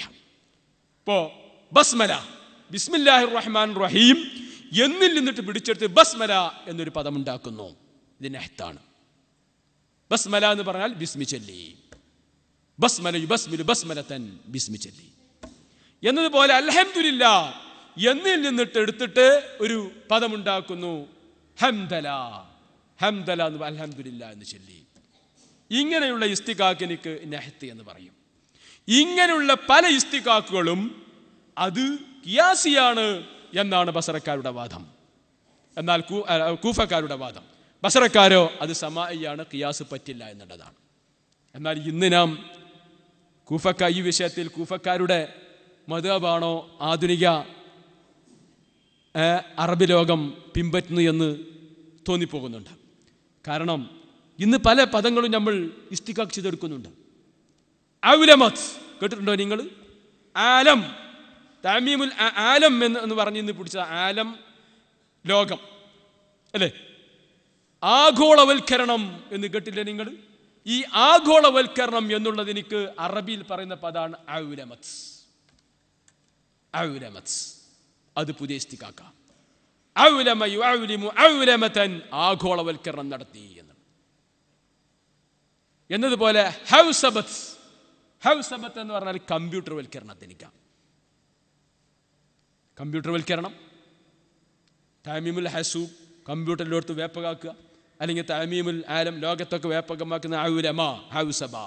ഇങ്ങനെ പല പുതിയ ഇസ്തിഖാഖുകളും ഇന്ന് പുറത്തു വന്നിട്ടുണ്ട്. പത്രങ്ങളൊക്കെ വായിക്കുമ്പോൾ നിങ്ങൾക്ക് കാണാൻ പറ്റുന്നതാണ് ഇങ്ങനെയുള്ള പല പ്രയോഗങ്ങളും.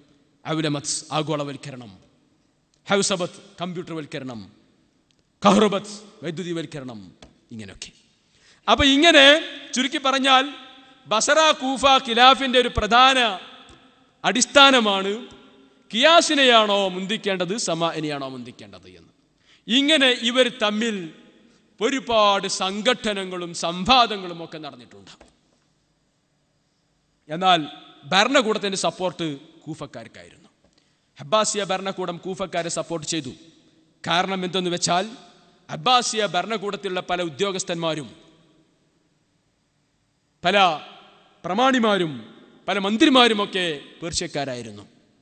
പേർഷ്യയോട് അടുത്ത് കിടക്കുന്ന പ്രദേശമാണ് കൂഫ. അതുകൊണ്ട് അവർ കൂഫക്കാരുടെ മദ്ഹബിന് അബ്ബാസിയ ഭരണകൂടം പിന്തുണ നൽകിയിരുന്നു. അങ്ങനെ സംവാദം നടക്കുമ്പോൾ പലപ്പോഴും രാജസദസ്സുകൾ വെച്ച് സംവാദം നടക്കുമ്പോൾ പലപ്പോഴും കൂഫക്കാർക്ക് അനുകൂലമായി വിധി ഉണ്ടാകാറുണ്ട്. സിബവൈഹി ബഗ്ദാദ് വിടാനുള്ള ഒരു പ്രധാന കാരണം അതായിരുന്നു. അപ്പൊ ഇങ്ങനെ രണ്ട് മദ്ഹബ് രൂപപ്പെട്ടു. എന്നാൽ പിന്നീട് മൂന്നാമത്തെ മദ്ഹബ് കൂടി രൂപപ്പെട്ടു. അതെങ്ങനെയാ? അതിൻ്റെ ഉപജ്ഞാതാവ് ഇബ്നു കൈസാൻ ആയിരുന്നു. ഇബ്നു കൈസാൻ കൂഫക്കാരനായ ഫറായിൽ നിന്നും ബസറക്കാരനായ മുബറദിൽ നിന്നും നഹ്വ് പഠിച്ചു. അങ്ങനെ ഇത് രണ്ടും കൂടിയും സംയോജിപ്പിച്ചു കൊണ്ടിട്ട് മൂന്നാമത് ഒരു രീതി ഇദ്ദേഹം സ്വീകരിച്ചു. പിന്നീട് വന്ന ബഗ്ദാദിൽ വന്ന പല പണ്ഡിതന്മാരും ഈ വഴിയാണ് സ്വീകരിച്ചത്. ഇബ്നു കൈസാൻ, അദ്ദേഹത്തിൻ്റെ ശേഷം വന്ന സുജാജി, അബൂ അലിയുൽ ഫാരിസി, ഇബ്നു ഗനി തുടങ്ങിയവരൊക്കെ, ഇബ്നു ഗനി, അബൂ അലിയുൽ ഫാരിസി, ഇതൊക്കെ ഈ വഴിയാണ് സ്വീകരിച്ചത്. അതായത് ബസറയും കൂഫയും സംയോജിപ്പിച്ചുകൊണ്ടുള്ള പുതിയൊരു രീതി ഇവർ സ്വീകരിച്ചു. അപ്പൊ ഇങ്ങനെ മൂന്ന് വഴികൾ നിലവിൽ വന്നു. ഇനി മറ്റൊരു വഴിയാണ് സ്പെയിനിൻ്റെ വഴി. മുസ്ലിം ലോകം സ്പെയിൻ കീഴടക്കിയപ്പോൾ ഒരുപാട് പണ്ഡിതന്മാർ സ്പെയിനിലേക്ക് ചേക്കേറി. എല്ലാ വിജ്ഞാന ശാഖകളും സ്പെയിനിൽ പടർന്ന് പന്തലിച്ചു. അതിൽ നഹ്വും അതിൽ നിന്ന് വിരുദ്ധമായിരുന്നില്ല. നഹ്വും സ്പെയിനിൽ പടർന്ന് പന്തലിച്ചു, വളർന്നു. വലിയ വലിയ നഹ്വി പണ്ഡിതന്മാർ, നുഹാത്ത്, സ്പെയിനിൽ ഉടലെടുത്തു. അക്കൂട്ടത്തിൽപ്പെട്ടതാണ് ശലൗബീൻ, ഇബ്നു ഖറൂഫ്, ഇബ്നു അസ്ഫൂർ തുടങ്ങിയ വലിയ വലിയ പണ്ഡിതന്മാർ. സ്പെയിനുകാർ സ്പെയിനിലെ പണ്ഡിതന്മാർ നാലാമത്തെ ഒരു വഴിയാണ് സ്വീകരിച്ചത്. അതായത് ബഗ്ദാദിക്കാർ ബസറയിൽ നിന്നും കൂഫയിൽ നിന്നിട്ടും തെരഞ്ഞെടുത്തുവെങ്കിൽ, അത് രണ്ടും കൂടി സംയോജിപ്പിച്ചിരുന്നുവെങ്കിൽ, സ്പെയിനിലെ പണ്ഡിതന്മാർ സ്വീകരിച്ചത് അതിനേക്കാൾ വിശാലമായ ഒരു കാഴ്ചപ്പാടാണ്. ബസറയും കൂഫയും ഒക്കെ വിട്ട് ഇജാസുകാരുടെ വഴിയും കൂടി അവർ സ്വീകരിച്ചു.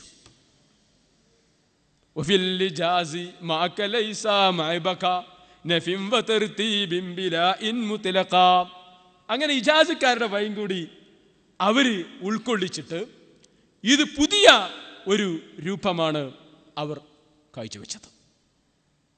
ആ സ്പെയിനിലുണ്ടായിരുന്ന വലിയ ഒരു നഹ്വിയായിരുന്നു ശലൗബീൻ. അദ്ദേഹത്തിൻ്റെ ശിഷ്യനാണ് ഇബ്നു മാലിക്. അങ്ങനെ ഇബ്നു മാലിക് സ്പെയിനിൽ നിന്നും മിസ്റിലെത്തി. മിസ്റിൽ അദ്ദേഹം ഇൽമ് പഠിപ്പിച്ചു കൊടുത്ത് ഒരുപാട് ശിഷ്യന്മാരുണ്ടാക്കി.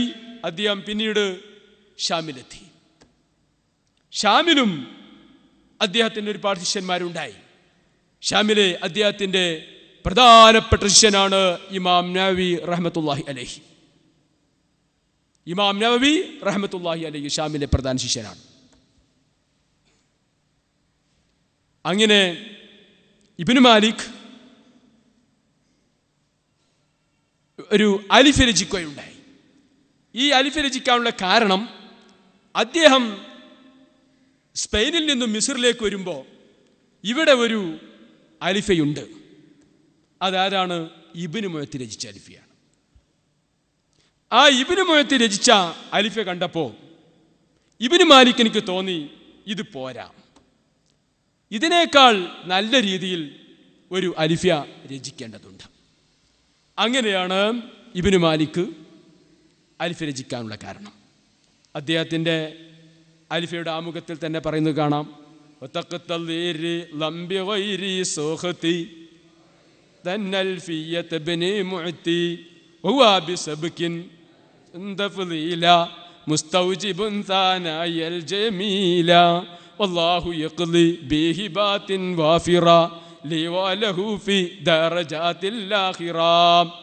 അപ്പൊ അത് ഈ അൽഫ് രചിക്കാനുള്ള കാരണമാണ് ഇബ്നു മാലിക് പറയുന്നത്. അപ്പൊ അങ്ങനെ ഇബ്നു മാലിക്കിനെ സംബന്ധിച്ചിടത്തോളം പദ്യം രചിക്കുക എന്നുള്ളത് അത് വളരെയധികം എളുപ്പമുള്ള ഒരു കാര്യമായിരുന്നു. നഹ്വ് മാത്രമല്ല, മറ്റ് എല്ലാ ലുഗത്തിന്റെ പല കാര്യങ്ങളും അദ്ദേഹം ബൈത്തായി രചിച്ചിട്ടുണ്ട്. ഒരുപാട് ബൈത്തുകൾ അദ്ദേഹം രചിച്ചിട്ടുണ്ട്. ഇമാം സുയൂത്തിയുടെ അൽ മസ്ഹർ എന്നൊരു കിതാബുണ്ട്, അൽ മസ്ഹർ ഫി ഇൽമിൽ ലുഗ എന്ന കിതാബുണ്ട്. ഇതിൽ ഇബ്നു മാലിക്കിന്റെ ഒരുപാട് ബൈത്തുകൾ ഉദ്ധരിക്കുന്നുണ്ട് അദ്ദേഹം. നഹ്വിൽ മാത്രമല്ല, ലുഗത്തിൽ, ഇസ്തിഖാഖിൽ, ഇങ്ങനെ ഒരുപാട് കാര്യങ്ങൾ അദ്ദേഹം ബൈത്ത് രചിച്ചിട്ടുണ്ട്. അങ്ങനെ ഇബ്നു മാലിക് രചിച്ച ഈ അൽഫിയ ഇബ്നു മുഅത്തിയുടെ അൽഫിയേക്കാൾ പല നിലക്കും അത് മെച്ചപ്പെട്ടതായതുകൊണ്ടിട്ട് ആളുകൾ ഇബ്നു മാലിക്കിൻ്റെ അൽഫിയ ഏറ്റുവാങ്ങി. പിൽക്കാലത്തുള്ള പണ്ഡിതന്മാരൊക്കെയും ഇബ്നു മാലിക്കിൻ്റെ അൽഫിയ പഠിക്കുകയും അത് പഠിപ്പിക്കുകയും അതിനക്ക് ശറഹ് എഴുതുകയും വ്യാഖ്യാനം എഴുതുകയും ചെയ്തു. ആദ്യമായിട്ട് അൽഫിയക്ക് ശറഹ് എഴുതിയത് ഇബ്നു മാലിക് തന്നെയാണ്. പിന്നീട് അദ്ദേഹത്തിൻ്റെ മകൻ ബദറുദ്ദീൻ ഇബ്നു മാലിക് ഒരു ശറഹ് എഴുതുകയുണ്ടായി. അത് ശറഹ് ഇബ്നു നാദിം എന്ന പേരിൽ അത് പ്രസിദ്ധമാണ്. അത് മത്ബൂ ആണ്, അത് പ്രിന്റഡ് ആണ്, ഇന്നത് ലഭ്യമാണ് ഈ കിതാബ്. അങ്ങനെ തുടങ്ങി ഒരുപാട് നൂറുകണക്കിന് ശറഹുകളും ആശകളും അലിഫയൊക്കെയുണ്ട്. അങ്ങനെ ഇബ്നു മാലിക് തുടങ്ങി, എൻ്റെ മകൻ ബദർ ഇബ്നു മാലിക് തുടങ്ങി, ബഹുമാനപ്പെട്ട ജാമിയ ഇയാസുനിലെ മുദരിസ് അബൂ മുഹമ്മദ് ബാ മുസ്ലിയാർ വൈലത്തൂർ വരെ അതിനക്ക് ശറഹുകളും വ്യാഖ്യാനങ്ങളുമുണ്ട്. അപ്പൊ ഇത്രയും വ്യാപകമായി പ്രചരിച്ച ഒരു കിതാബാണ് അലിഫ എന്നുള്ളത്. അപ്പൊ ഇന്നെല്ലാവരും നഹ്വ് പഠിക്കുക എന്ന് പറഞ്ഞാൽ അലിഫ പഠിക്കുക തന്നെ. നമ്മൾ മദ്ഹബിൽ ഇമാം ഷാഫിയെ ഫിഖ്ഹിൽ പിൻപറ്റുന്നത് പോലെ, അബുൽ ഹസൻ നസരിയെ അഖീദയിൽ പിൻപറ്റുന്നത് പോലെ നഹ്വിൽ നമ്മൾ വാസ്തവത്തിൽ ഇബ്നു മാലിക്കിനെയാണ് തഖ്ലീദ് ചെയ്യുന്നത്. ഇബ്നു മാലിക്കിൻ്റെ അഭിപ്രായങ്ങളാണ് ഇന്ന് ലോകത്ത് മുഴുവനും ആ അൽഫിയയുടെ അഭിപ്രായങ്ങൾക്കാണ് സ്വീകാര്യമുള്ളത്. അപ്പോൾ ഇങ്ങനെ കേരളത്തിൽ എന്നാൽ എങ്ങനെയാണ് അൽഫി എത്തിയത്? ഞാൻ എന്ന് മുതലാണ് അൽഫി പഠിക്കാൻ തുടങ്ങിയത്. ബഹുമാനപ്പെട്ട സൈനുദ്ദീൻ മഖ്ദൂം റഹ്മത്തുള്ളാഹി അലൈഹി മഹാനവർകൾ പൊന്നാണിയിൽ നിന്നും ഈജിപ്തിലേക്ക് പോയി. അങ്ങനെ ഈജിപ്തിൽ നിന്ന് സക്കരിൽ അൻസാരി ശിഷ്യത്വം സ്വീകരിച്ചു. ഇമാം ജലാലുദ്ദീൻ സുയൂത്തി, ഇമാം ഹഫീദുസ് സഖാവി തുടങ്ങിയ പണ്ഡിതന്മാരുടെ എല്ലാം വിജ്ഞാന ചർച്ചകൾ നടത്തി വലിയ വിജ്ഞാനത്തിൻ്റെ ഭണ്ഡാരവുമായി മഹാനവറുകൾ പൊന്നാണിയിലേക്ക് തിരിച്ചു വന്നു. എന്നിട്ട് അവിടെ വലിയ ഒരു പള്ളി സ്ഥാപിച്ചു, പൊന്നാണിയിലെ പള്ളി. ആ പള്ളിയിൽ മഹാനവറുകൾ ദർസ് തുടങ്ങി. ദർസ് തുടങ്ങിയപ്പോൾ രാജ്യത്തിൻ്റെ പല ഭാഗത്തു നിന്നും അങ്ങോട്ട് ആളുകൾ ഒഴുകിയെത്തി. മലേഷ്യയിൽ നിന്ന്, ഇന്തോനേഷ്യയിൽ നിന്ന്, ശ്രീലങ്കയിൽ നിന്ന്, ലക്ഷദ്വീപിൽ നിന്ന്, ഇങ്ങനെ പല ഭാഗങ്ങളിൽ നിന്നിട്ടും ആളുകൾ അങ്ങോട്ട് ഒഴുകിയെത്തുകയും അദ്ദേഹത്തിൻ്റെ ദർസിൽ നിന്ന് ഇൽമുകൾ നുകർന്നുകയും ചെയ്തു. അങ്ങനെ തൻ്റെ ശിഷ്യന്മാർക്ക് പഠിപ്പിച്ചു കൊടുക്കുവാൻ വേണ്ടി അൽഫിയക്ക് മഹാനവറുകൾ എഴുതിയ ശറഹാണ് ഇന്നും ഞാൻ പഠിപ്പിച്ചു കൊണ്ടിരിക്കുന്നത്. സൈനുദ്ദീൻ മഖ്ദൂം റഹ്മത്തുള്ളാഹി അലൈഹി മൂപ്പര് ബാബുൽ ഇളാഫത്ത് വരെയാണ് മഹാനവറുകൾ അത് എഴുതിയത്. പിന്നീട് അവിടുത്തെ മകൻ അബ്ദുൽ അസീസ് റഹ്മത്തുള്ളാഹി അലൈഹിയാണ് അത് പൂർത്തീകരിച്ചത്. ഇങ്ങനെയാണ് അൽഫിയ നമ്മുടെ കേരളത്തിൽ വ്യാപകമായത്. ഇന്ന് അൽഫിയക്ക് ഞാൻ പ്രാധാന്യം നൽകുന്നുണ്ട്. ഒരുപാട് നഹ്വിന്റെ ഗ്രന്ഥങ്ങൾ ഞാൻ പഠിക്കുന്നുണ്ട്. ലോകത്ത് ഇന്ന് എവിടെയും കേരളത്തിൽ ഞാൻ പഠിക്കുന്നത്ര നഹ്വ് പഠിക്കുന്ന ഒരു രാജ്യവും ഇല്ല. ധാരാളം നഹ്വിന്റെ കിതാബ് നമ്മൾ പഠിക്കുന്നുണ്ട്. മീസാൻ തുടങ്ങിയിട്ട് ഖത്തറിന്നത, തഖ്വീൽ ലിസാൻ, ഇങ്ങനെ ഒരുപാട് തുഅഫ, ഇങ്ങനെ ഒരുപാട് നഹ്വിന്റെ കിതാബുകൾ ഞാൻ പഠിക്കുന്നുണ്ട്. പക്ഷേ നാം ഈ പഠനത്തിൽ നാം സമീപിക്കുന്ന രീതി എത്രമാത്രം പ്രായോഗികമാണോ എന്ന് നാം ചിന്തിക്കേണ്ടതുണ്ട്. ഇനിയാണ് ഞാൻ പറഞ്ഞ നമ്മുടെ വിഷയത്തിലേക്ക്, ഈ പുതുമയിലേക്ക് ഞാൻ പ്രവേശിക്കാൻ പോകുന്നത്. നാം എങ്ങനെയാണ് പഠിച്ചുകൊണ്ടിരിക്കുന്നത്? നാം ഇന്ന് നഹ്വിന്റെ കായികകൾ ഇങ്ങനെ പാടി ഇങ്ങനെ പഠിക്കുക എന്നല്ലാതെ അത് പ്രാക്ടിക്കലായി, അത് പ്രായോഗികമായി നാം ഉപയോഗിക്കാറില്ല എന്നുള്ളതാണ് വാസ്തവം. ഇപ്പോൾ നാം മീസാൻ ഓതുന്നു. മീസാൻ ഓതുമ്പോൾ നാം ഇങ്ങനെ അർത്ഥം വെച്ച് പോകും. ഫഅല, അവനൊരു പുരുഷൻ പ്രവർത്തിച്ചു, രണ്ട് പുരുഷന്മാർ പ്രവർത്തിച്ചു, പല പുരുഷന്മാർ പ്രവർത്തിച്ചു, അവിടെ ഒരു സ്ത്രീ പ്രവർത്തിച്ചു, പല സ്ത്രീകൾ പ്രവർത്തിച്ചു, ഇങ്ങനെ കുറേ ആളുകൾ കുറേ പ്രവർത്തിച്ചു, കുറേ പെണ്ണുങ്ങൾ കുറേ പ്രവർത്തിച്ചു. എന്താണ് ഇത് എന്നുള്ളത്, എന്തിനാണ് ഇത് എന്നുള്ളത് പല ആളുകളും അത് മനസ്സിലാക്കാതെ ഇങ്ങനെ ബൈഹാർട്ടാക്കി പോവുകയാണ് എന്നാണ് എന്നുള്ളത് ഒരു യാഥാർത്ഥ്യമാണ്. മുമ്പ് ഒരു പള്ളി, ആ പള്ളിയിൽ ദറസുള്ള പള്ളിയാണ്. അതിൻ്റെ അടുത്ത് ഒരു വേശ്യ താമസിക്കുന്നുണ്ട്. അങ്ങനെ പള്ളിയിൽ വേശ്യൻ്റെ അടുക്ക് രാത്രിയും പകലുമൊക്കെ ഒന്നോ രണ്ടോ മൂന്നോ ആളുകൾ ഇങ്ങനെ വന്നു പോകുന്നത് സ്വാഭാവികമാണല്ലോ. അങ്ങനെ പള്ളിയിൽ മീസാൻ തുടങ്ങി. മുത്താലിമീങ്ങൾ ഇങ്ങനെ അർത്ഥം വെക്കാൻ തുടങ്ങി. അവന് ഒരു പുരുഷൻ ചെയ്തു, രണ്ട് പുരുഷൻ ചെയ്തു, പല പുരുഷന്മാർ ചെയ്തു എന്ന് ഇങ്ങനെ അർത്ഥം വെച്ചാൻ പോയപ്പോൾ പെണ്ണ് മനസ്സിലാക്കിയത് പെണ്ണിനെ പറ്റിയാണെന്നുള്ളത്. അങ്ങനെ സാരല്ല, കുട്ടികളല്ലേ, കുറച്ചൊക്കെ ഉണ്ടാവുന്ന കുറച്ചൊക്കെ ക്ഷമിച്ച്. പിന്നെ 2 ആഴ്ച കഴിഞ്ഞപ്പോൾ കുട്ടികൾ സ്ട്രോങ് ആയി. തീർച്ചയായും അവന് പുരുഷൻ പ്രവർത്തിച്ചു, തീർച്ചയായും 2 പുരുഷന്മാർ പ്രവർത്തിച്ചു, തീർച്ചയായും. അപ്പോൾ പെണ്ണ് പള്ളിയിൽ വന്നിട്ട് ചൂടായി. അപ്പോൾ എന്താണെന്നുള്ളത് പെണ്ണിനറിയില്ല. എന്നതുപോലെ തന്നെ ചില മുത്താലിമികൾക്കും ഇത് എന്താണ് ഈ പറയുന്നത് എന്ന് അറിയില്ല. അങ്ങനെ അറിയിച്ച് മനസ്സിലാക്കി കൊടുത്ത് പഠിപ്പിക്കാൻ ഉസ്താദുമാർ തയ്യാറുമല്ല. അങ്ങനെയുള്ളൊരു വഴി സ്വീകരിക്കാറും ഇല്ല. ഇതാണ് പ്രശ്നം.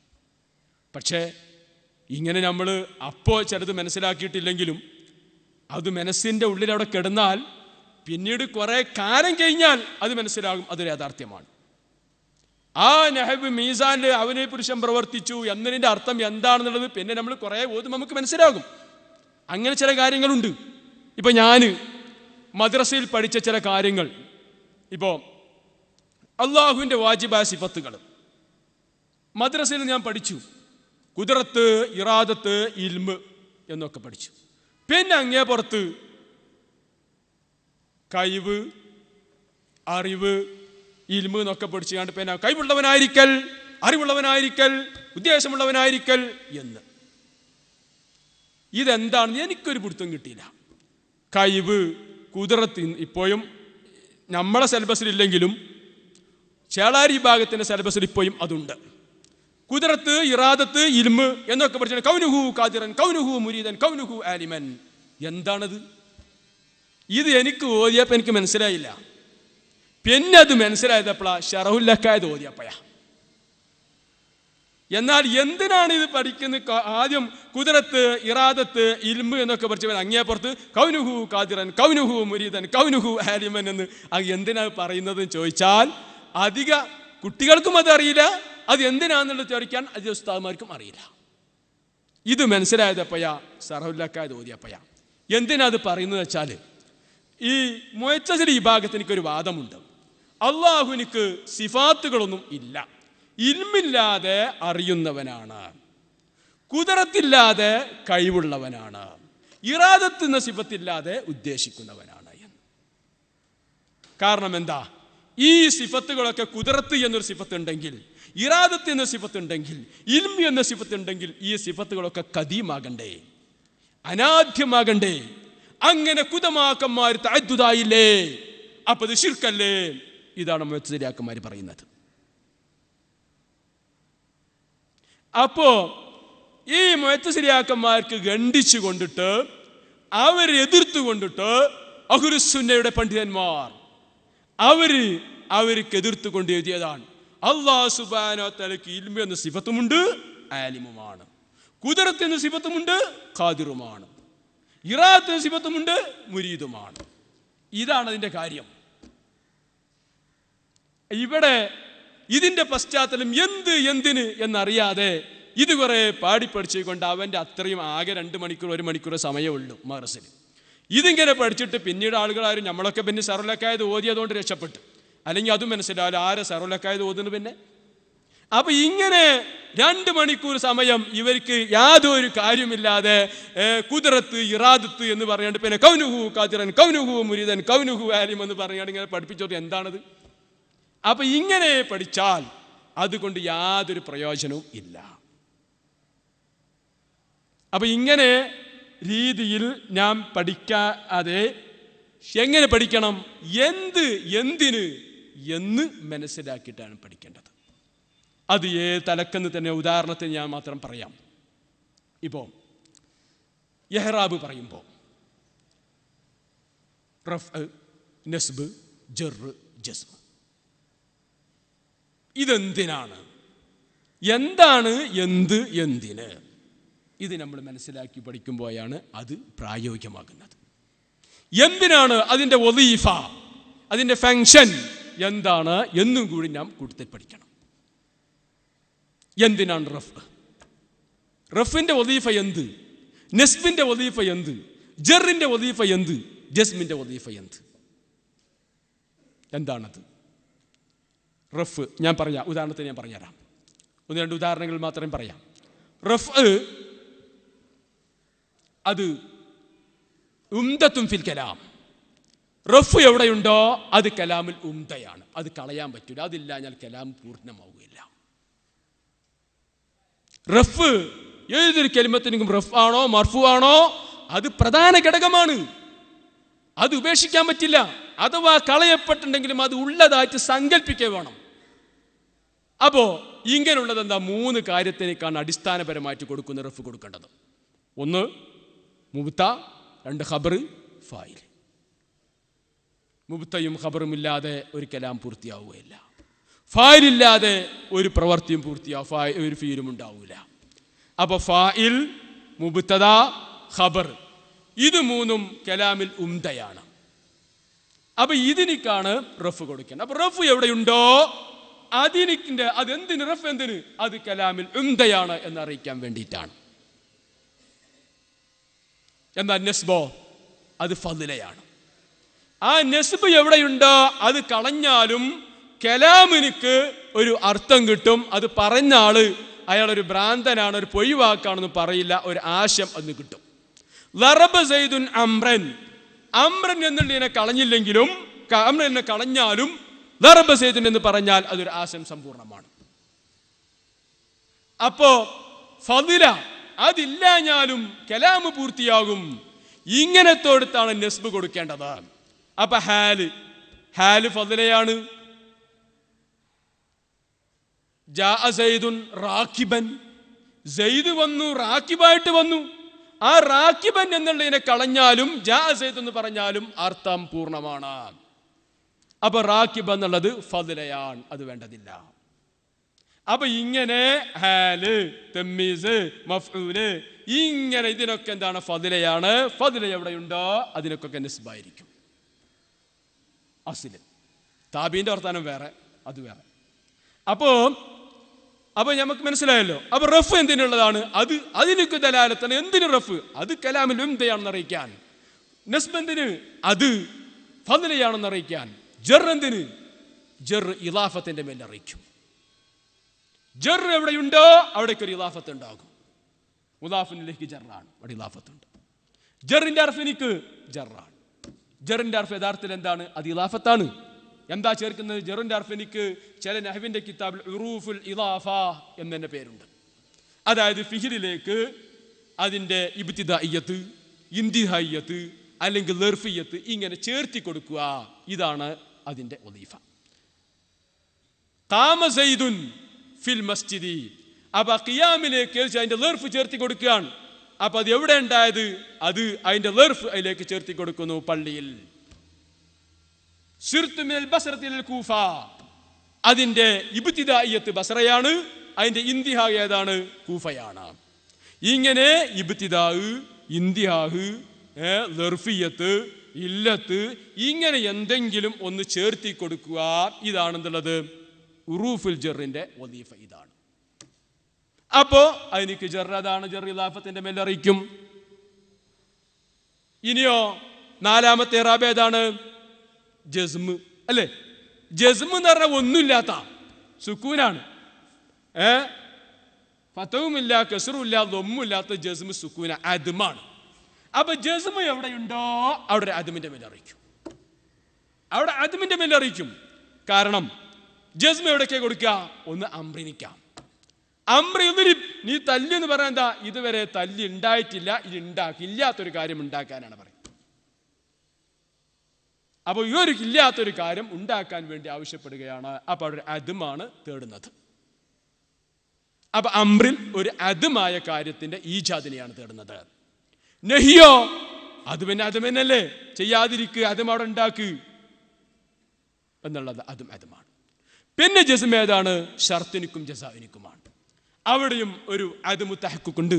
അതുണ്ടായാൽ ഇതുണ്ടാകും, അതുണ്ടായില്ലെങ്കിലോ ഇതുണ്ടാവില്ല. അപ്പോഴും അവിടെ ഒരു വുജൂദില്ല, ഒരു അദ്മു തഹഖുഖ് അവിടെയും അറിയിക്കുന്നുണ്ട്.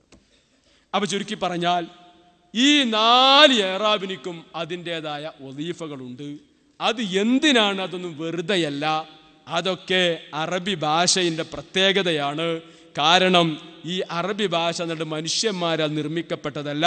അത് അല്ലാഹു സുബ്ഹാനഹു വ തആല ആദം നബി അലൈഹി സ്വലാമിനിക്ക് പഠിപ്പിച്ചു കൊടുത്തതാണ്. അല്ലമ ആദമൽ അസ്മാ കുല്ലഹ, എല്ലാം ആദം നബിക്ക് പഠിപ്പിച്ചു കൊടുത്തു. അങ്ങനെ ആദം നബി അലൈഹി സ്വലാമിനിക്ക് അതിൻ്റെ സന്താന പരമ്പരയിലൂടെ അത് നൂഹ് നബിയിലെത്തി. ആ നൂഹ് നബിയിൽ നിന്നിട്ട് നൂഹ് നബിൻ്റെ സന്താന പരമ്പരപ്പെട്ട ഹാമ് സാമ് ഇങ്ങനെ തുടങ്ങി സന്താന പരമ്പരപ്പെട്ട സാമിൻ്റെ ഭാഷ ഇങ്ങനെ പരമ്പരയിലൂടെ വന്ന ഭാഷയാണ് അറബി. പക്ഷെ മറ്റു ഭാഷകൾക്കൊക്കെ കാലക്രമേണ മാറ്റത്തിലും പിന്നെ അതിനക്ക് വ്യതിയാനങ്ങളും ഒക്കെ സംഭവിച്ചെങ്കിലും അറബികൾ അതിൻ്റെതായ തനിമ നിലനിർത്തി.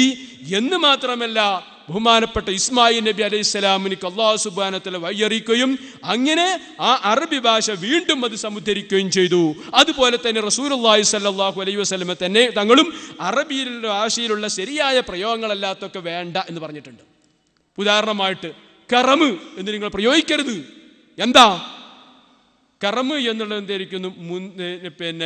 മുന്തിരിക്ക് കറമ് എന്ന് പറയാറുണ്ട്. കറമ് എന്ന് പറഞ്ഞാൽ നിങ്ങൾ പറയരുത് അത് മൂമിൻ്റെ കൽബിനെ പറയാൻ പാടില്ല എന്നുള്ളത്. കറമ് എന്ന് പറയരുത് എന്ന്. അതെന്താ? അത് ഇനബിനിക്ക് യഥാർത്ഥത്തിൽ എൻ്റെ ഭാഷ അല്ലാഹു സുബ്ഹാനഹു വെച്ചിരിക്കുന്ന പേരെന്തല്ല, അത് കറമല്ല, അത് ഇനബാണ്. പക്ഷേ ചേളാരി വിഭാഗത്തിൻ്റെ പുസ്തകത്തിൽ കറമ് എന്നുണ്ട്, അത് വേറെ. അത് യഥാർത്ഥം അത് പ്രയോഗിക്കാൻ പാടില്ല. റസൂൽ നിരോധിച്ചൊരു കാര്യം തന്നെ. അതെന്നെ കുട്ടികൾക്ക് പഠിപ്പിക്കുന്ന എന്തിനാ നമുക്കറിയില്ല. അപ്പോൾ ചുരുക്കി പറഞ്ഞാൽ ഇത് അറബി ഭാഷയുടെ പ്രത്യേകതയാണ്. റഫ്, ജർ, നസ്ബ് ഇത് എല്ലാറ്റിനും അതിൻ്റെതായ ഒരു വദീഫയുണ്ട്. ഇനി നിങ്ങൾ നോക്ക്, ഇന്ന അഖ്വാത്ത്, കാന അഖ്വാത്ത്, ഇതൊക്കെ എന്തിന്? ഇന്ന അഖ്വാത്ത് എന്തിനുള്ളതാണ്? നമ്മൾ സാധാരണ നഹ്വിൻ്റെ കിതാബിൽ നമ്മൾ പഠിക്കുമ്പോൾ ഇന്ന ഇസ്മിനിക്ക് നസ്ബും ഖബറിനിക്ക് റഫും ചെയ്യും എന്നാണ് പറഞ്ഞു പോകും. എന്തിനാണ് ഇന്ന? എന്താണ് ഇന്നൻ്റെ ഫങ്ഷൻ? അതിൻ്റെ വദീഫ എന്താണ്? അതിൻ്റെ ദലാലത്ത് എന്താണ്? ഇത് നാം പഠിക്കുന്നില്ല. അതും കൂടി പഠിക്കുമ്പോഴാണ് അത് പൂർണ്ണമാകുന്നത്. എന്തിനാണ് ഇന്ന? ഇന്ന എന്ന് പറഞ്ഞാൽ അതായത് ഇന്ന അന്ന ലൈത ലാകിന്ന. നമ്മൾ സാധാരണ ഏത് കലാമിലും എപ്പോഴും ഉപയോഗിക്കേണ്ട വരുന്ന ചില കാര്യങ്ങളാണ് തഅക്കീദ് ചെയ്യുക, ആഗ്രഹം പ്രകടിപ്പിക്കുക, ഇസ്തിദ്റാക്ക് ചെയ്യുക, ഇങ്ങനെയൊക്കെ. അപ്പം ഇതിനായിട്ട് ഉള്ള ഫീലുകൾ ഉപയോഗിക്കുമ്പോൾ ഫീലിനിക്ക് ചില വ്യവസ്ഥകളൊക്കെ ഉണ്ട്. അത് ഫായിലിനെ പരിഗണിക്കണം, ജമ്മിനെ പരിഗണിക്കണം, മുദക്കർ, മുഅന്നത്ത്, ഇങ്ങനെയൊക്കെ ഒരുപാട് നിയമങ്ങളും അവസ്ഥകളൊക്കെ ഉണ്ട്.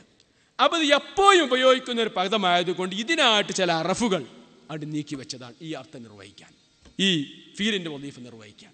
അപ്പോൾ ഇന്ന അന്ന ലൈത ലാകിന്ന ഇന്ന അഖ്വാത്ത് അത് ഫീലിൻ്റെ വദീഫയാണ് നിർവഹിക്കുന്നത്. എന്താ? ഇന്ന അഖ്തു എന്നതിൻ്റെ മാന ഞാൻ തഅക്കീദ് ചെയ്തു.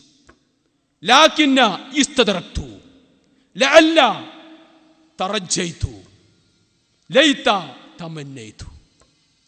ഇങ്ങനെയുള്ള ഈ ഫീലിൻ്റെ വദീഫയാണ് ഇന്ന അഖ്വാത്ത് നിർവഹിക്കുന്നത്. അതുകൊണ്ട് തന്നെ ചില നഹ്വിൻ്റെ കിതാബുകൾ നമുക്ക് കാണാം അൽ ഉറൂഫുൽ മുശബ്ബഹത്തു ലിൽ ഫിഹിൽ എന്ന് ഇന്ന അഖ്വാത്തിനെ കുറിച്ച് കാണാം. അപ്പോൾ ഫീലിൻ്റെ വദീഫ നിർവഹിക്കുന്നത്.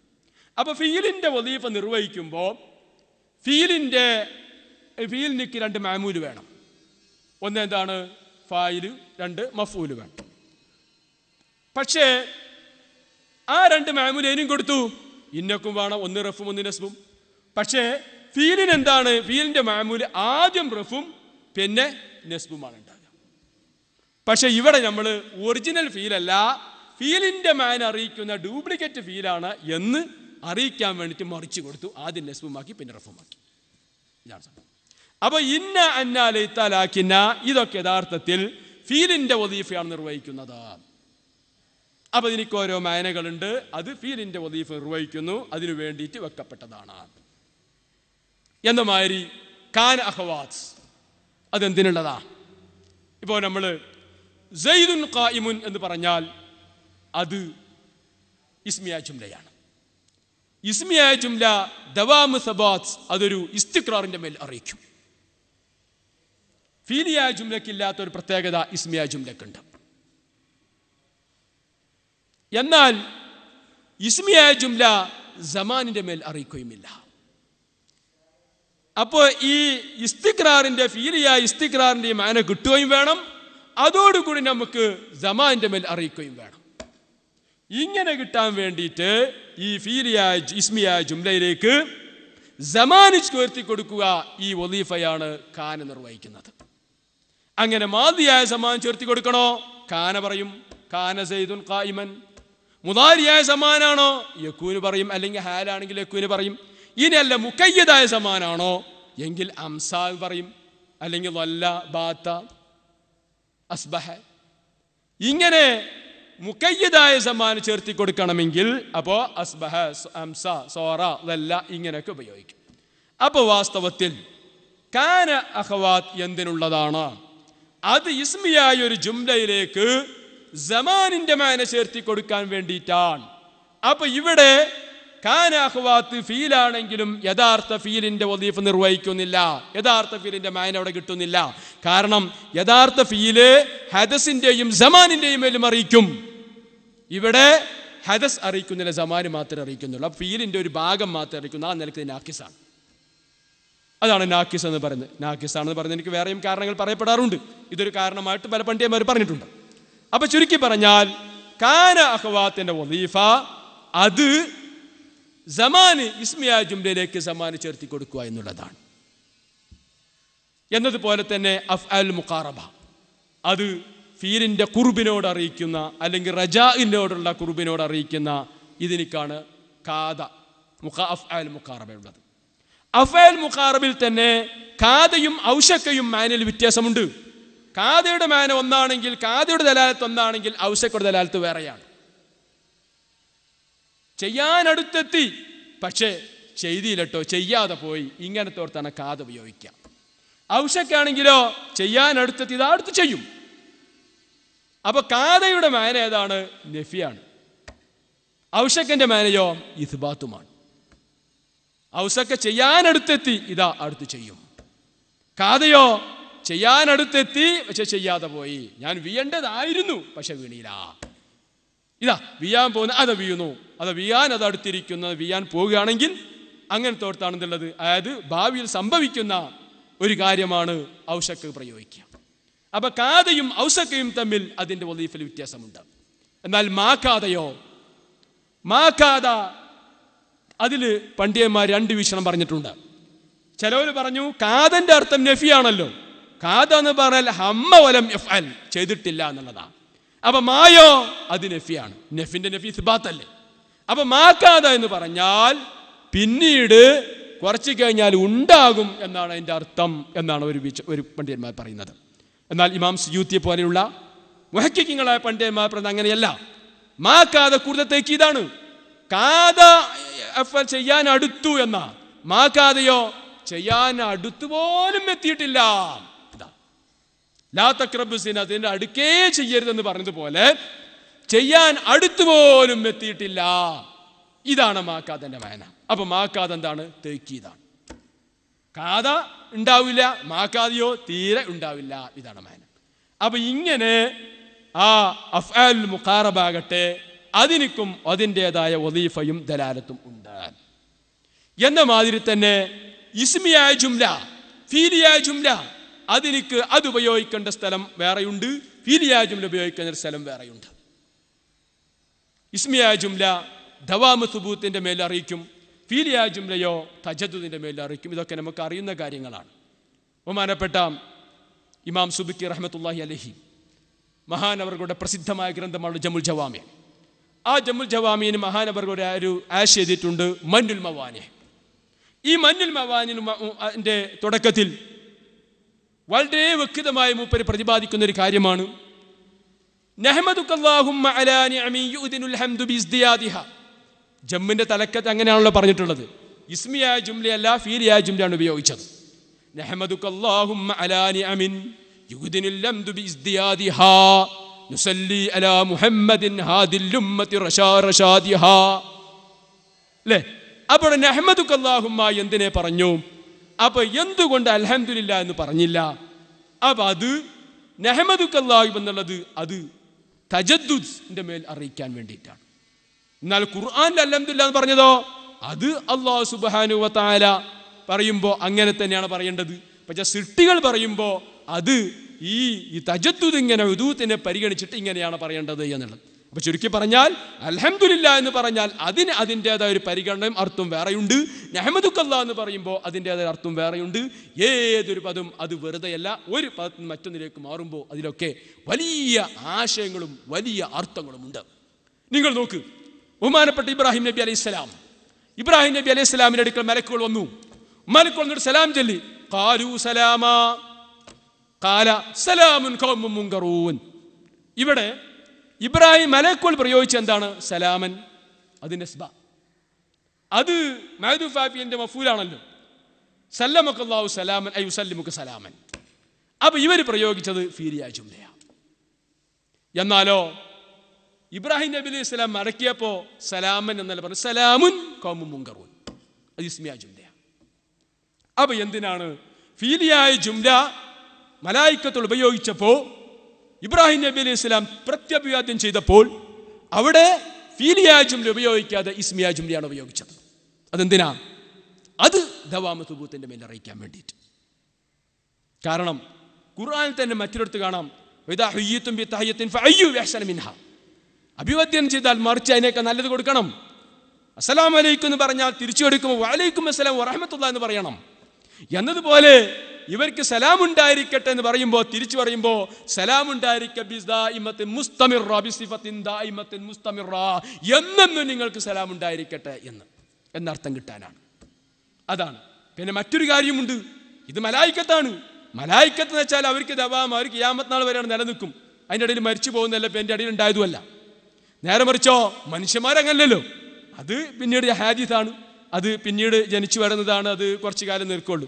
അപ്പോൾ മലായിക്കത്തിന് അവർ ഖിയാമത്ത് നാൾ വരെ അവർക്കൊരു മനുഷ്യന്മാരെയൊക്കെ ഉയർത്തി വെക്കുമ്പോൾ അവർക്ക് എന്തുണ്ട്, ഒരു ഇസ്തിംറാർ അവർക്കുണ്ട്. അതും പരിഗണിച്ചിട്ടായിരിക്കാം. അപ്പോൾ ചുരുക്കി പറഞ്ഞാൽ ഇസ്മിയായ ജുംലക്ക് അതിൻ്റെ ഒരു പ്രത്യേകതയുണ്ട്, ഫീലിയായ ജുംലക്ക് അതിൻ്റെ പ്രത്യേകതയുണ്ട്. എന്ന മാതിരി ഹാല് പറയട്ടെ, ബദല്, തെമ്മീസ്, ഇതിനൊക്കെ അതിൻ്റെതായ ഒരു അർത്ഥങ്ങളും ആശയങ്ങളുമുണ്ട്. ഇപ്പോൾ ഉദാഹരണമായിട്ട് പറയാം, ജാഅ അല്ലെ ഖറജ സൈദുൻ അൽ ഖായിഫ്, സൈദ് പുറപ്പെട്ടു, അൽ ഖായിഫ് പേടിച്ചവനായ സൈദ് പുറപ്പെട്ട സിഫത്താണ്. ഖറജ സൈദുൻ ഖായിഫൻ എന്ന് പറഞ്ഞാൽ ഹാലാണ്. എന്താ വ്യത്യാസം? അതായത് ഈ ഹാലിൻ്റെ വദീഫ ഫീലുണ്ടാകുന്ന സമയത്ത് സായിബ് ഹാലിൻ്റെ ഹൈഅത്തിനെ വിവരിക്കുകയാണ്, അവസ്ഥ വിവരിക്കുകയാണ്. അപ്പം അതിൻ്റെ മുമ്പ് ഉണ്ട് എന്നോ ശേഷം ഉണ്ടെന്നോ അതിൻ്റെ മേലെ അറിയിക്കൂല. അപ്പം ഖറജ സൈദുൻ ഖായിഫൻ എന്ന് പറഞ്ഞാൽ ഖുറൂജിൻ്റെ സമയത്ത് സൈദിന് ഖൗഫുണ്ട്, അതിൻ്റെ മുമ്പുണ്ട് എന്നോ ശേഷം ഉണ്ടെന്നോ ഇതിനൊക്കെ അർത്ഥമില്ല. ഈ പുറപ്പെടുന്ന ഖുറൂജ് ഉണ്ടാകുന്ന സമയത്ത് സൈദിൻ്റെ അയ്യത്ത് ഏതാണ്? അത് ഖൗഫിലാണ്. ഇതാണ് ഹാലിൻ്റെ വദീഫ. നേരെ മറിച്ചോ ഖറജ സൈദുൻ അൽ ഖായിഫ് എന്ന് പറഞ്ഞാലോ അവന് എപ്പോഴും പേടി തന്നെ. ഈ പുറപ്പെടുമ്പോഴും പേടിയുണ്ട്, അതിൻ്റെ മുമ്പും പേടിയുണ്ട്, ശേഷം പേടിയുണ്ട്. അപ്പം ഇതാണ് ഹാലും സിഫത്തും തമ്മിലുള്ള വ്യത്യാസം. അപ്പം ഇങ്ങനെ ഏത് നോക്കിയാലും ഇപ്പം ബദല് അത്തുഫ് ബയാൻ, എന്താ ബദല് അത്തുഫ് ബയാൻ വ്യത്യാസം? നമ്മൾ സാധാരണ ഇങ്ങനെ ബദലും വെക്കാം അത്തുഫ് ബയാനും വെക്കാം. അത് ബദൽ അതിനടുത്തൊക്കെ അത്തുഫ് ബയാനും പറ്റും, അത്തുഫ് ബയാൻ വെക്കുന്നിടത്തൊക്കെ ബദലും പറ്റും, ഇങ്ങനെ പറഞ്ഞു പോകും. എന്താണ് വ്യത്യാസം? അപ്പോൾ ബദൽ എന്ന് പറഞ്ഞാൽ തന്നെ നമുക്ക് പകരം വന്നതാണ്. പകരം വന്നതാകുമ്പോൾ ആർക്കാണോ പകരപ്പെട്ടത് അയാൾ പാടില്ല, രണ്ടാളും കൂടിയും പറ്റൂല. ഒരാൾക്ക് പകരത്തിൽ വന്നിട്ടുണ്ടെങ്കിൽ പിന്നെ ഒരാൾക്കിട്ട കസാലയാണ്, അതിൽ വേറെ ആൾ വന്നാൽ പിന്നെ മറ്റാൾ നീച്ചു കൊടുക്കണ്ടേ, രണ്ടാൾക്കും അവിടെ പറ്റൂലല്ലോ. അപ്പോൾ ബദലാകുമ്പോൾ ആ മുബദൽ മിന്നുന് തെർഹിൻ്റെ മക്കാമിലാണ്. അപ്പോൾ ജാഅനി സൈദുൻ അഹൂക എന്ന് പറയുമ്പോൾ അവിടെ ബദലാണെന്ന് വെക്കുമ്പോൾ ഏത് പറഞ്ഞതുപോലെ ജാഅനി സൈദുൻ, എനിക്ക് മനസ്സിലായല്ലോ സെയ്ദ് പറഞ്ഞിട്ട്, എന്നാ വേണ്ട സെയ്ദ് ഉപേക്ഷിക്ക്, അത് വേണ്ട, ജാഅനി അഹൂക. ഇപ്പം മനസ്സിലായി. ഇതാ ജാഅനി സൈദുൻ എന്ന് പറഞ്ഞപ്പോൾ എനിക്ക് മനസ്സിലായില്ല, എന്നാ വേണ്ട സെയ്ദിന്റെ ഭാഗം വിട്, ആ ഭാഗം വേണ്ട, ആ പദം വേണ്ട, അതിന് പകരം വേറെ പറഞ്ഞുതരാ, എതുൻ അഹൂക. അപ്പം മനസ്സിലായി, ഇതാണ് ബദൽ. മറിച്ചോ അതുബയാനാകുമ്പോൾ ജാഅനി സൈദുൻ, സെയ്ദ് ഏത് സെയ്ദാണ്? അഹായ സെയ്ദ് അഹൂക. അപ്പോൾ ഈ ബദല അത്തുബയാൻ. അപ്പോൾ അത്തുബയാൻ ചിലപ്പോൾ സിഫത്തിൻ്റെ സ്ഥാനത്താണ് വരുന്നത്.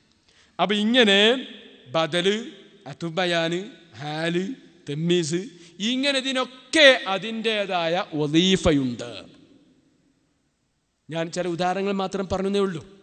അപ്പം ഇങ്ങനെ ഏത് നഹ്വിൻ്റെ ഖായിദ എടുത്ത് നോക്കിയാലും അത് വെറുതെയല്ല, അതിനൊക്കെ അതിൻ്റെ വദീഫകൾ വെച്ചിട്ടുണ്ട്, അതിനൊക്കെ അതിൻ്റെതായ ഫങ്ഷനുകളുണ്ട്, അതിൻ്റെ ദലാലത്തുകളുണ്ട്. ഈ ദലാലത്തുകളിലൂടെ മനസ്സിലാക്കി നാം നഹ്വിനെ അപ്രോച്ച് ചെയ്യുമ്പോഴാണ് ഇത് പ്രായോഗികമാകുന്നത്. അതിനുവേണ്ടിയാണ് ഞാൻ ശ്രമിക്കേണ്ടത്. ഇത്രയും പറഞ്ഞുകൊണ്ട് ഞാൻ എൻ്റെ വാക്കുകൾ ഉപസംഹരിക്കുകയാണ്. ആഖിറു ദഅ്വാന അൽഹംദുലില്ലാഹി റബ്ബിൽ ആലമീൻ. അസ്സലാമു അലൈക്കും വറഹ്മത്തുള്ളാഹി വബറകാതുഹു.